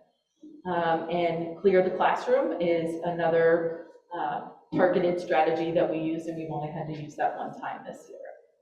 At the intensive level, we have 5 intensive plans, 1 7th grader, 1 8th grader, and 3 9th graders. There were 2 students on intensive plans at the beginning of the year. We've added 3 to that intensive level since the beginning of the year, with 2 pending, our meeting coming up on Thursday. Students who are not able to reach their goals or exhibiting repeated major behaviors move from a targeted to an intensive, or they skip that targeted and go right to intensive if the behavior is egregious. The setup of the plan is very similar, with a goal, skills and strategies, additional supports that are put in place, and it's much more regimented for the student. Their role gets very small. So it may include escorts to and from the bathroom or to get a drink, regular check-ins with certain adults throughout the day to kind of monitor that success and keep eyes on. So I'm going to scroll down. So just some additional information and steps that we've taken since the last meeting. We are advertising for a Dean of Students and SEL and additional SEL interventionists. This will provide more support for students that are exhibiting inappropriate behaviors and allow for more skill instruction, which can be individual or with groups. We had a behavior assistant position that's been posted since pretty much the beginning of the year that we have been unable to fill.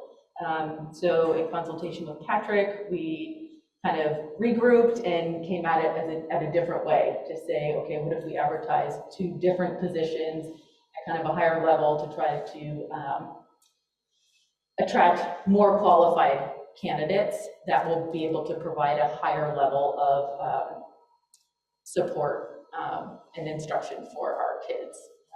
And I meet pretty much every Monday with colleagues from around the state, and many are having difficulty filling these positions. So fingers crossed, cross your fingers for me. Update on Clear the Halls. In September, we had 1. In October, we had 4, 2 medical, 2 for student support. November, we had 1. It was extended, and that was for a medical reason. We've increased our communication with families about Clear the Halls and Clear the Classroom, and will, if we need to, use other emergency commands as well. We continue to utilize restorative circles and practices to repair harm within our learning community. That can be in the classroom level or school-wide level. We continue to utilize our advisory program and really lean on that to ensure that each student has at least 1 trusted adult in the building. We have had an increase of reporting of potential hazing, harassment, or bullying, resulting in multiple investigations. We continue to utilize Bristol Police as prevention support and to provide additional safety measures if necessary. We find them to be very responsive. They focus on relationship building, as well as education, intervention, and consequence if a law has been broken. We have a growing wait list of students for school-based clinicians or school social worker support, and CSAC, which is who we partner with for our school-based clinicians, is having trouble finding clinicians. They would happily bring more on board, they just are not out there. So we're doing the best that we can to provide. It's certainly not the same level of therapeutic counseling, but maybe additional meetings with the school counselor, working with the family to try to secure an outside counselor as well. We began using a program called Panorama to assess students on our social emotional learning competencies and identify areas of growth in our school from the student lens as well. So for example, how are the relationships with the adults, with peers? How do you perceive safety, sense of belonging, issues around equity and race? And our teachers have started to spend some time with that data, and will continue to use professional development time to look at both individual data and school-wide data to develop strategies for improvement. We're really utilizing our school psychologists a lot this year to complete functional behavior assessments on students with a high level of referrals and need, because those reports then provide us with suggestions about what the antecedents of the behaviors may be. Just this week, I secured working with a PhD level educational psychologist to provide more in-depth risk and threat assessments on students that have more egregious concerning patterns of behavior, to provide us with a lot more information so that we can be better equipped to support our students. And always leaning on our restorative approaches to create a healthy learning community for all of our students that is safe and accepting of all. Okay?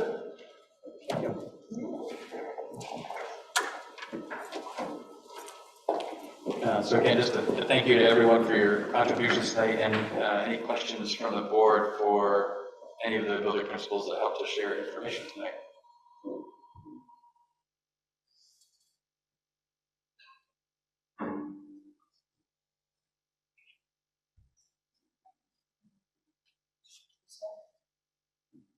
I'm just wondering if we could have like a summary of some of the things, especially from Mount Abe and Bristol, if it's possible to get some summary update. I'm thinking about community engagement committee doing updates on different things, and folks knowing that this was an agenda item for us to get an update. So how can we translate that back out to the community? So a summary in writing somehow to use in communication. Okay.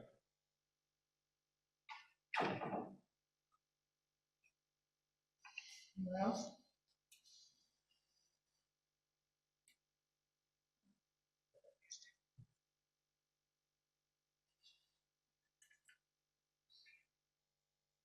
Thank you for all that you do, and you can just tell how much you guys love the kids. That's good.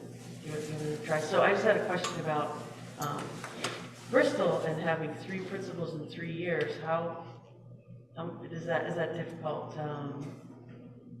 For staff and students for the continuity, and I know that principals run a lot of this stuff. So just wondering how that's going, Dave. Was you're in month 3, right? And just in general, that must be tricky. And you're an interim, right? That's correct. So now there might be 4 principals in 4 years, and that seems tricky. So just, I don't know, any comment on that might be helpful.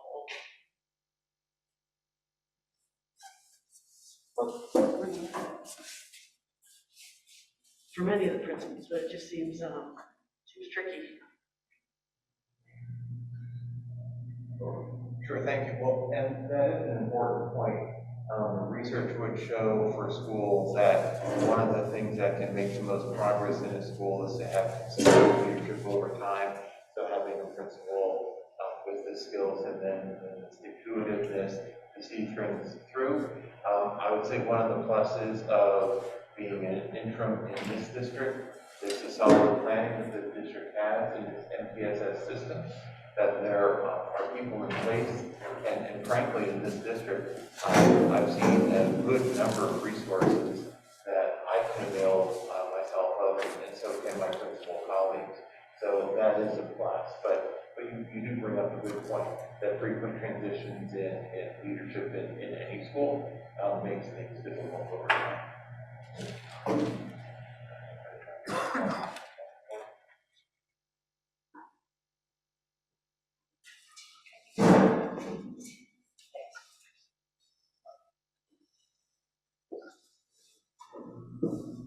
Dawn, this is for comments on 2.0, right, as well? No, this is on the presentation by the principals. So, one question did come to mind for me for Bristol Elementary, and I do appreciate all the hard work, because this is a tremendous amount of hard work, and I agree with what Martin to be the sentiment that, it's clear that you care about the kids and you're dedicated to your work. The question I have is, as a board member, I understand the multi-tiered systems of support and PBIS, and I was reading a lot of the literature that was provided by the superintendent, which is very helpful in those presentations to get a better understanding from this side of it. As a board member, though, the question I keep asking is, so what isn't working? Like, what are the things, that areas that could be improved? Not so much the system itself, but what are the things that that have been identified that maybe require additional supports? What supports maybe aren't available that really are needed as part of this system that maybe have been identified? Those are sort of the things I have in mind, because from a policy perspective, from a budget perspective, it just makes me wonder, where is it a fiscal issue?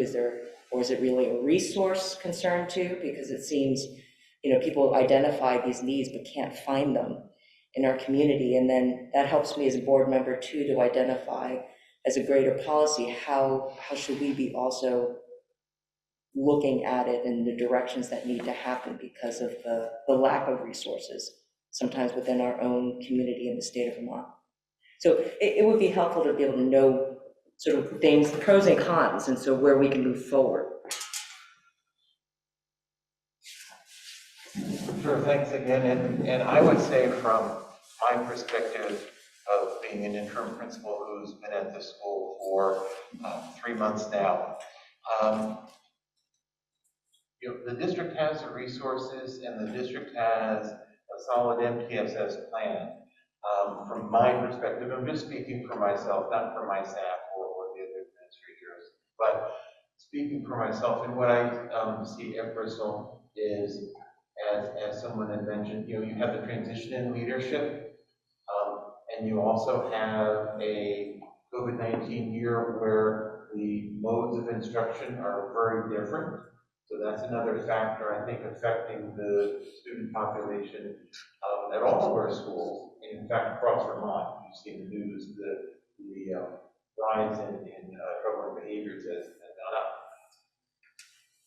But again, thinking about Bristol, I think you take those factors and then you also combine that, and I mentioned when I was speaking, that we have 5 students with acute needs. That's really quite a lot for a student body of about 250. I've been principal at other schools of similar size, and there might be 1, there might be 2. 5 is a lot, so I think it taxed the system. And I think we're headed in the right direction to find the balance of support for these students.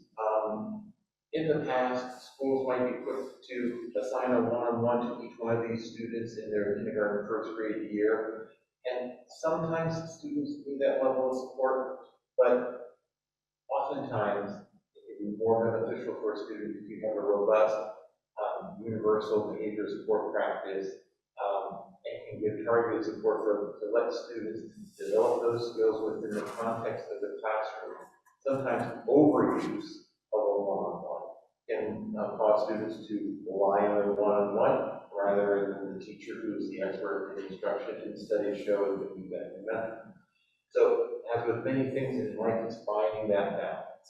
And I think if you look at transition in leadership, COVID-19 making a very different school year, having 5 acute needs rather than 1 or 2 in a school of this size are all factors that that led us to where we were in October. Thank you.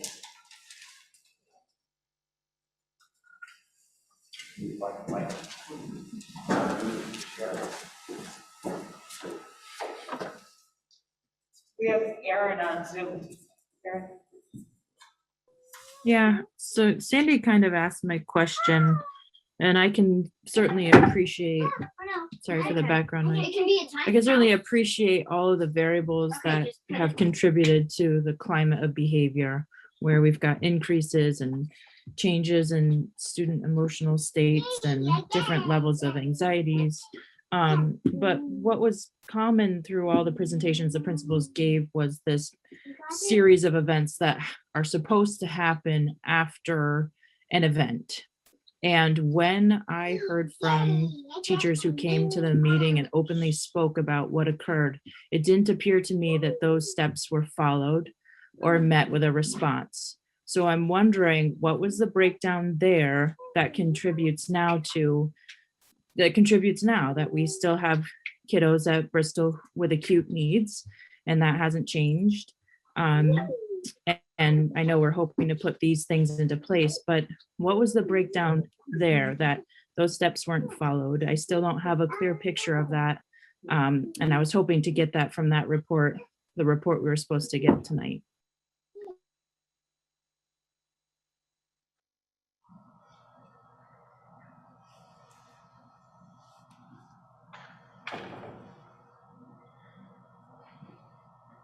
Yeah, I think. So that would be difficult for me to parse out right here tonight. Yeah, that would take some conversation with David and others to talk that through. So I don't know that I can respond with the detail that you're probably looking for right now to that question. But it's certainly one that we can talk about and think about for a future meeting.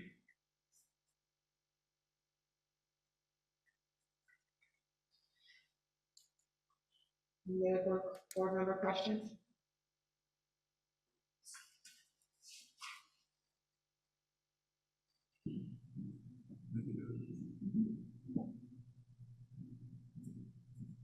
So that sort of triggers for me or sort of, I recall from earlier discussions about this that there appears to be a bit of a communications disconnect between the staff at the front line and the folks who are here tonight. It would be helpful, potentially, if we are troubleshooting, to get that perspective from some of the staff at the front line. Because obviously, if there's a breakdown in the system, they're going to be pretty aware of what that is. What seems to be clear here is that it's very important for somebody at the school to be deeply empathetic with these students, to really understand what they're going through. That's got to be a person who's with these kids every day, who understands the triggers, and that getting that feedback from that person or persons to the systematic response to it, I think is key. And understanding where the breakdown is in that. How is that not happening? Or is it happening and we're just not understanding how it's happening? Or that's what I struggle with.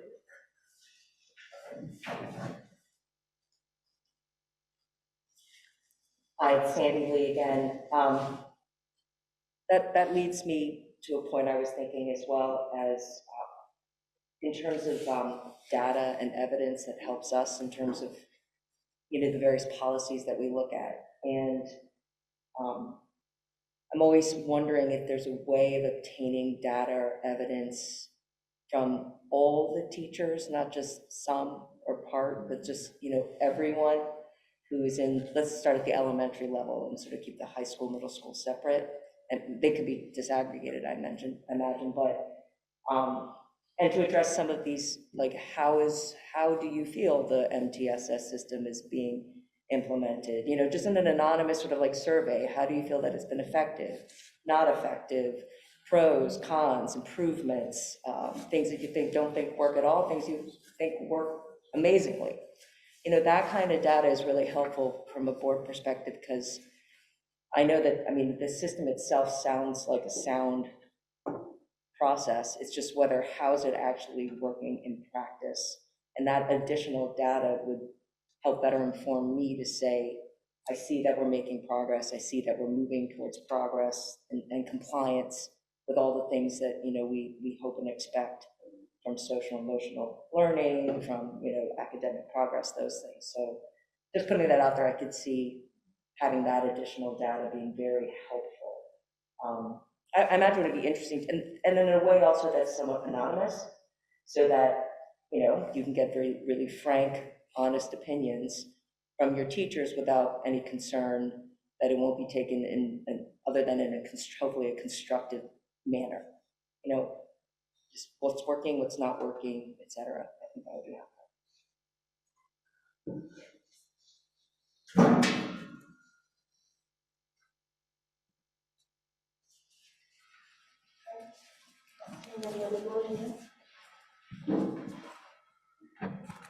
Okay, thank you all for joining us and for staying with it, even though we're a little off schedule.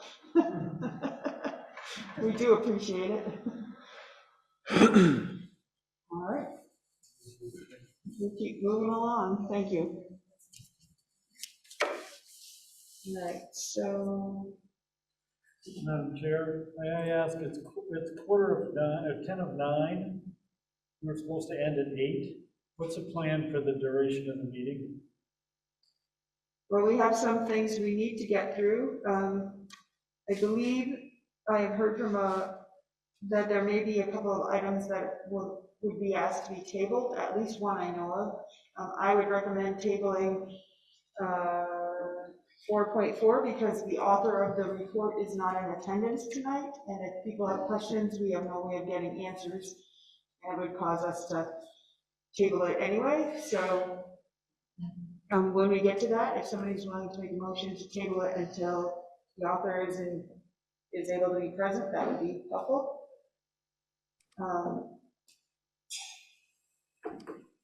I just mean, looking at this agenda, it looks like 11 o'clock, and that's late, you know, it really is late. Yeah. And I run out of gas at some point. I understand, and we have an executive session that we have to have tonight because of language in the contract that states it has to happen by December 1st. So we have Andrew. So I would move to strike any updates from the agenda and just focus on the exact action items and executive session. I'm sorry? Oh, Brad? Yeah, I mean, we have a couple of high schoolers who have been sitting very patiently, you know, in the gallery here waiting for their turn on the agenda. I don't know how you want to handle that. So we don't often get to hear from our students. I would like to hear from them.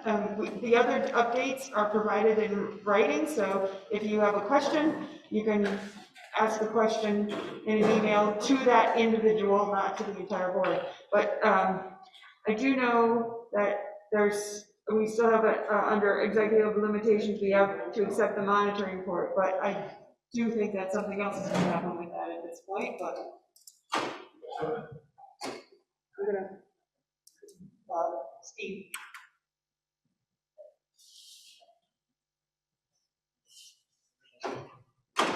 So I had suggested to Don earlier that we actually table any action on item C to accepting the monitoring report 2.0 global constraints, primarily because both the information in B and C speak directly to a grievance that we're currently considering and deliberating on.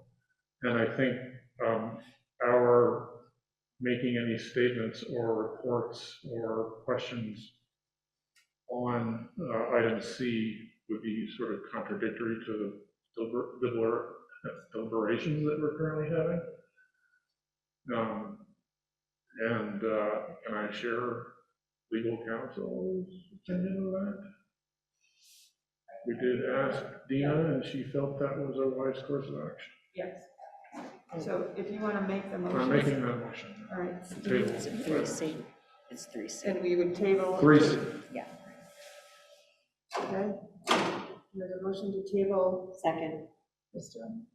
Any discussion? This would be tabled until the other issue was resolved. So. I guess my only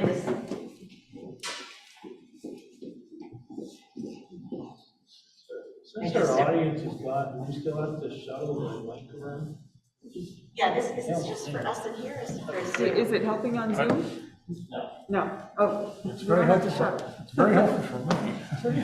I was just going to say that I appreciate that Steve included B and see into this, because we got a lot of information and we're pondering other pieces of this.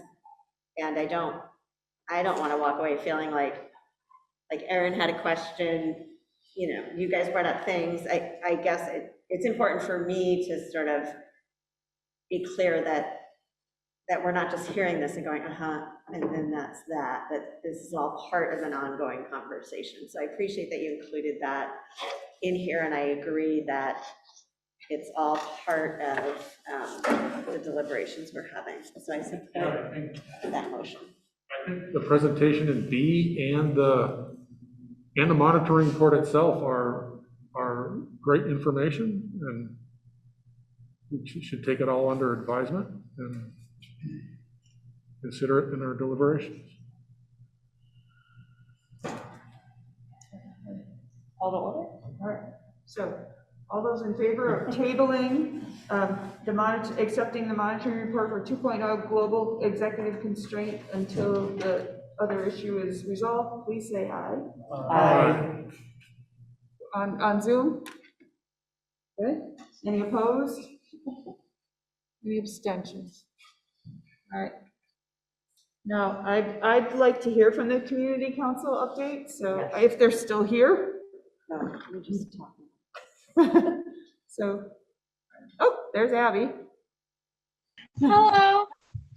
And there's Hannah. Oh, and there's Hannah. Excellent. All right, so go for it. You guys want to introduce yourselves? Hi.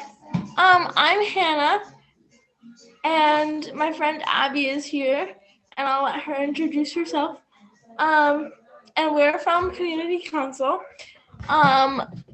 And I'm just going to read a little update about what we've been doing. So one of the first things we're trying to do on Community Council this year is rebuild a little bit after meeting primarily remotely last year.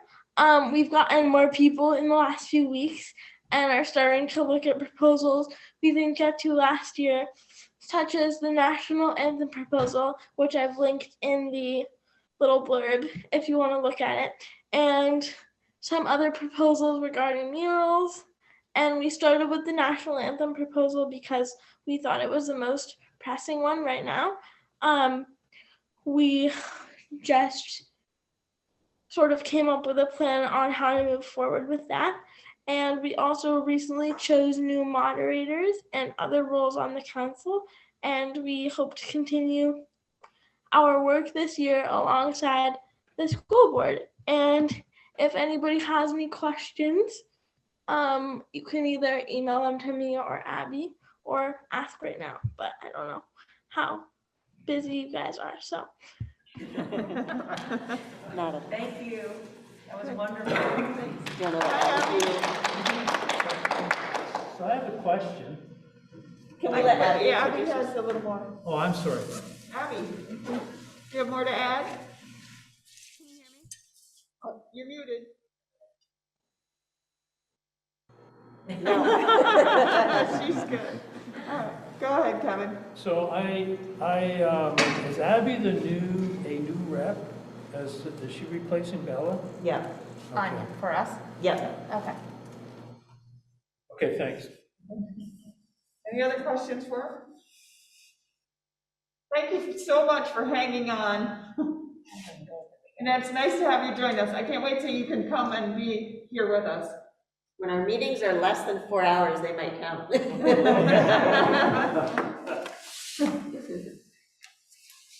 All right, thank you.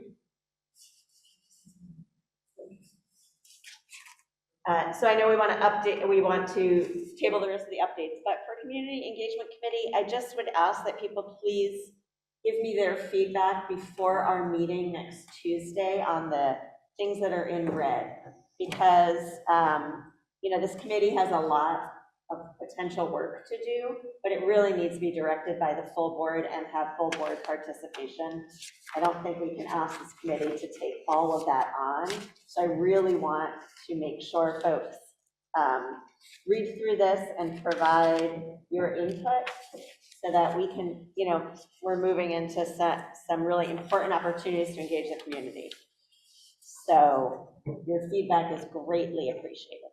By Tuesday? How about by Monday? Okay. Because the meeting's Tuesday. Okay. Thank you. Okay, all right, so the other updates were written, so we don't need to go. So we're down to an action item to accept the monitoring report for 3.4 monitoring superintendent performance. Is there a motion? So moved. I'll second. Andrew and Krista, all right, any discussion? I do have a worksheet from Kevin. Kevin, if you want to start? If you don't have it, I have a paper copy. I got it.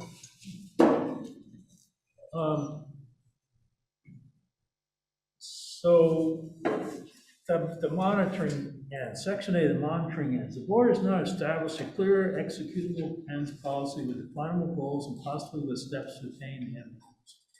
The present ends policy is more like a mission statement than an actionable plan. Based on a recent poll to determine important topics of discussion for the board, ends monitoring report ranked third behind improvement of ongoing communication and discussion considerations of the school advisory councils. This unfortunately to me indicates that the current course is okay. And then therefore I have some issues with a plan for compliance. I do agree that there needs to be some sort of update by the ends policy, not necessarily by a committee, but it needs to be, there needs to be some update to it based on that discussion. And then in section B, I'm not sure I agree with the conclusion on the reference events and BES run safe. There were actually actions to remove students and staff to an area of safety. So that makes some of the recommendations in that section, I'm not sure about as well. So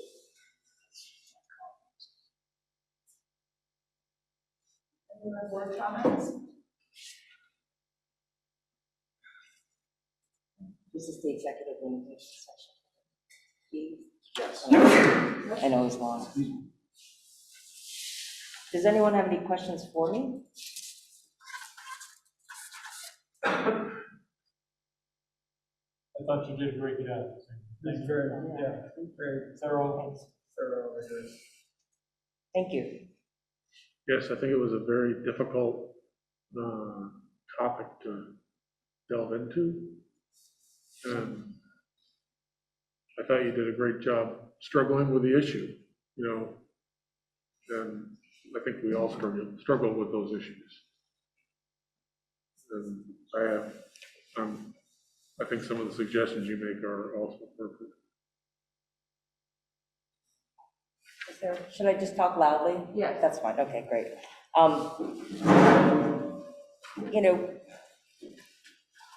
I want to highlight that when I made this, it's just a suggestion of putting together back maybe a policy governance committee, because I really want to highlight what I didn't put in this report, though, is that, it's a very collaborative process with the board and the superintendent to work on these policies. And there are always a lot of changes and trends, COVID being a huge part of that. And so when I reported partial compliance or non-compliance, really it's actually a reflection of us, how difficult it is as a board and for everybody, in this field, always striving to figure out how can we better, monitor, how can we better support. Our job, sort of in essence, as the boss of our superintendent, is to also let that superintendent know when we need more or what we need, so that we know that we're doing our part as well. So I want to, in that spirit, I just want to be clear that, one, there was a tremendous amount of work done since I've not been on the board and making sure that there's a regular schedule, because it was not in place by the time I sort of had left the board before it became an MAUSD. And there was a tremendous amount of work done by the board to really get that work plan moving on an annual schedule. So that to me was a very, so when I say partial compliance, I mean, there's a lot of positive I want to be clear, there's a lot of positive things too. And because there were these schedules and reports, it was helpful to be able to have that longitudinal view and to see where, okay, so this is where we're going, how can we continue to improve and tweak, how we're doing our monitoring and doing our job doing policy governance. So that's really what I meant mostly by looking back, because I know there's been a ton of work done to keep this moving and make this process move forward. These are just suggestions that I saw, and I'm sure there are many more that we could do to make sure that we are rigorously, doing this, and also communicating to our superintendent, hey, we really this is really the information that would be useful. What do you think? Because I really did appreciate that collaborative process that we were part of when there was policy governance. There was the superintendent and the executive committee, which was different then because it wasn't just one executive chair. It wasn't just Dawn. She had 5 other executive chairs of all the other school boards, and the 6 of them could actually confer on monthly meetings and together be able to analyze and think about these issues and gather information and do that really deep work. I didn't put that in here, but I did identify that to me, that's also something I would like to see if there's some way of that's why I suggested this committee of some kind, because when you know that you're committed to have to do a certain amount of work, you're going to do it. Doing this report made me realize how much I wasn't doing in just the time that I've been on the board this time. And how, like, if I was really committed to doing that deep work, it takes a tremendous amount for any one person to do throughout. So just something to think about in terms of how can we spread that sort of responsibility, especially now with the MAUSD, which is different than what it was before. And I noticed that difference too, just in how we were monitoring and the load that was distributed in doing that work.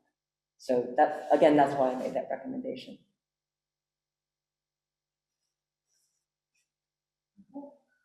So here's your question. Based on the information provided, does the board find that the board's interpretation is reasonable? Thumbs up for a yes, thumbs down for a no. Brad, Liz, Aaron. All right. Okay. Are there any no votes? Right. Does the data demonstrate the accomplishment of this interpretation? Thumbs up for yes, thumbs down for no. All right. Okay. So all those in favor of accepting the monitoring report for 3.4 monitoring superintendent performance, please say aye. Aye. Any opposed? Any abstentions? Okay. The next item is 4.4, and I'd entertain a motion to table that until the author can be present. So, Who's our author? So Andrew, and who was the second? Sandy. Sandy. All right, any discussion? All those in favor of tabling the monitoring report for 4.4 until the author can be present, please say aye. Aye. Board members on Zoom? All right. Okay. Any opposed? Any abstentions? All right. Okay. I sent out last night a little pie chart of the results from not 9 responses that I got. So 3 things popped to the top, and I would assume that since they popped to the top, those are the 3 we should start with. So I will work with Krista and Patrick to figure out when there's space in the agenda to slide them in, and we'll get to work on them. That's agreeable with everybody. Okay. All right. Let's see. The themed questions, I thought we had sent them out ahead of time. I thought after that night, you and I worked on them. Spreadsheet shared with you on my email. There was today, but I thought we sent them out before because I thought I remember writing up. It was the first one. Okay. So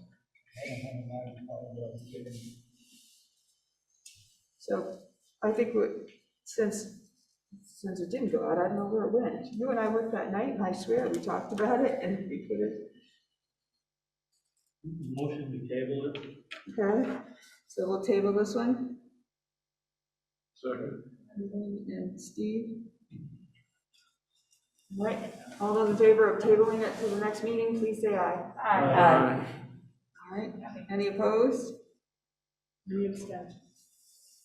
All right. Don, we have a facilities meeting on I guess it's December 14th, but I wonder, well, I guess we can talk about this, but I just wonder if we are in a lull with Nate's work that we might be able to Use that. pull some of these things to that meeting. Yeah, we can look at that definitely and use the time. All right. So we are in need of an executive session under Title I, VSA 5. Oh, wait, let's do public comment before we do that. Is there any public comment? You got a hand on Zoom. Sarah? Is that you, Sarah? Hi, Sarah Mangini from Bristol Elementary, 4th grade. Thank you for all the discussion about what's going on and updates on changes happening in schools in response to safety concerns. And I am pleased to see that some hiring is starting to happen, which I know is tough in this climate with low unemployment. I can't emphasize enough the necessity of involving teachers in planning and developing plans for students. As I heard some board members say tonight, we're on the front lines. We know the students perhaps best, certainly as well as other adults who work with them. Please do not plan and then tell us what the plan is. Please involve teachers in the plan. Thank you. Thank you. Another one?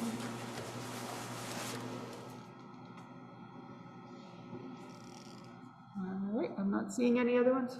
Chris, you want to run us through the evaluation?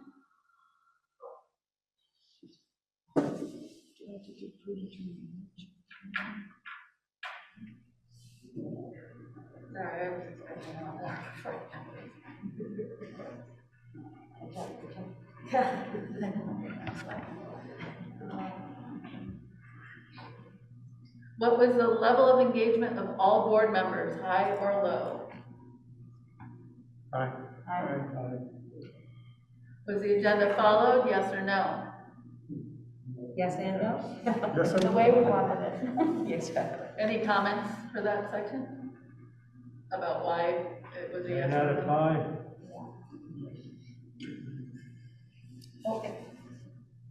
I did have one comment, although I totally get it. It depended on Nate's, on his timing. I kept thinking that how that would fit in a facilities, probably meeting better, but obviously it was measured mostly probably by when they were ready, so I totally respect that. So we had them on the schedule for the last time, but they couldn't make it, so we wanted to get them in as soon as possible, so that's how it ended up here at this. That's what I figured, thanks. Does the chair effectively establish the agenda and materials for distribution to the board, yes or no? Rest of her ability. Yes.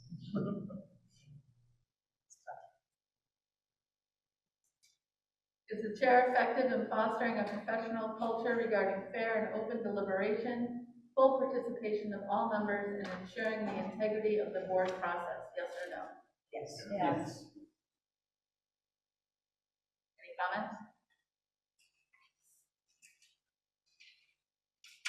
Thanks, John. Other feedback for the chair?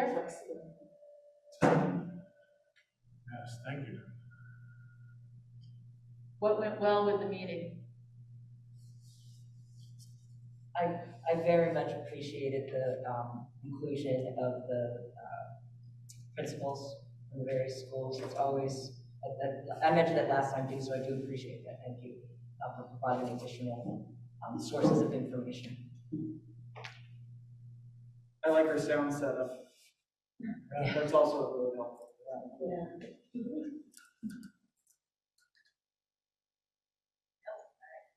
What suggestions do you have for ways to improve future meetings? Maybe there's a way to get the student reps to be able to be earlier on in the agenda. Because I know they want to participate, but I don't think we can ask them to sit through a 4-hour meeting. That'll discourage any future participation. Yeah. Or anyone who comes by that, and All of us. maybe not us, but that's it. Have our visitors first.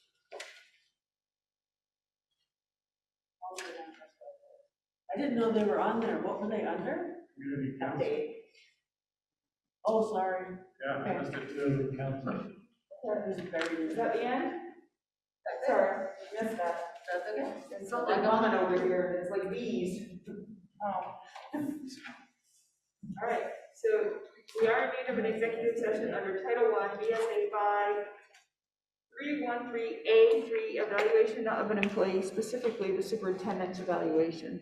Is there a motion to go into executive session and invite Patrick at 9:17? Andrew? I'll second. Sarah?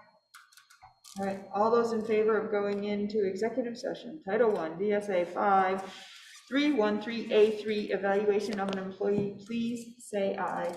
Aye. Any opposed? Any abstentions? Okay. And, all right, so we can move and the rest of you can go home. If there's anything, we'll document it and add it to it.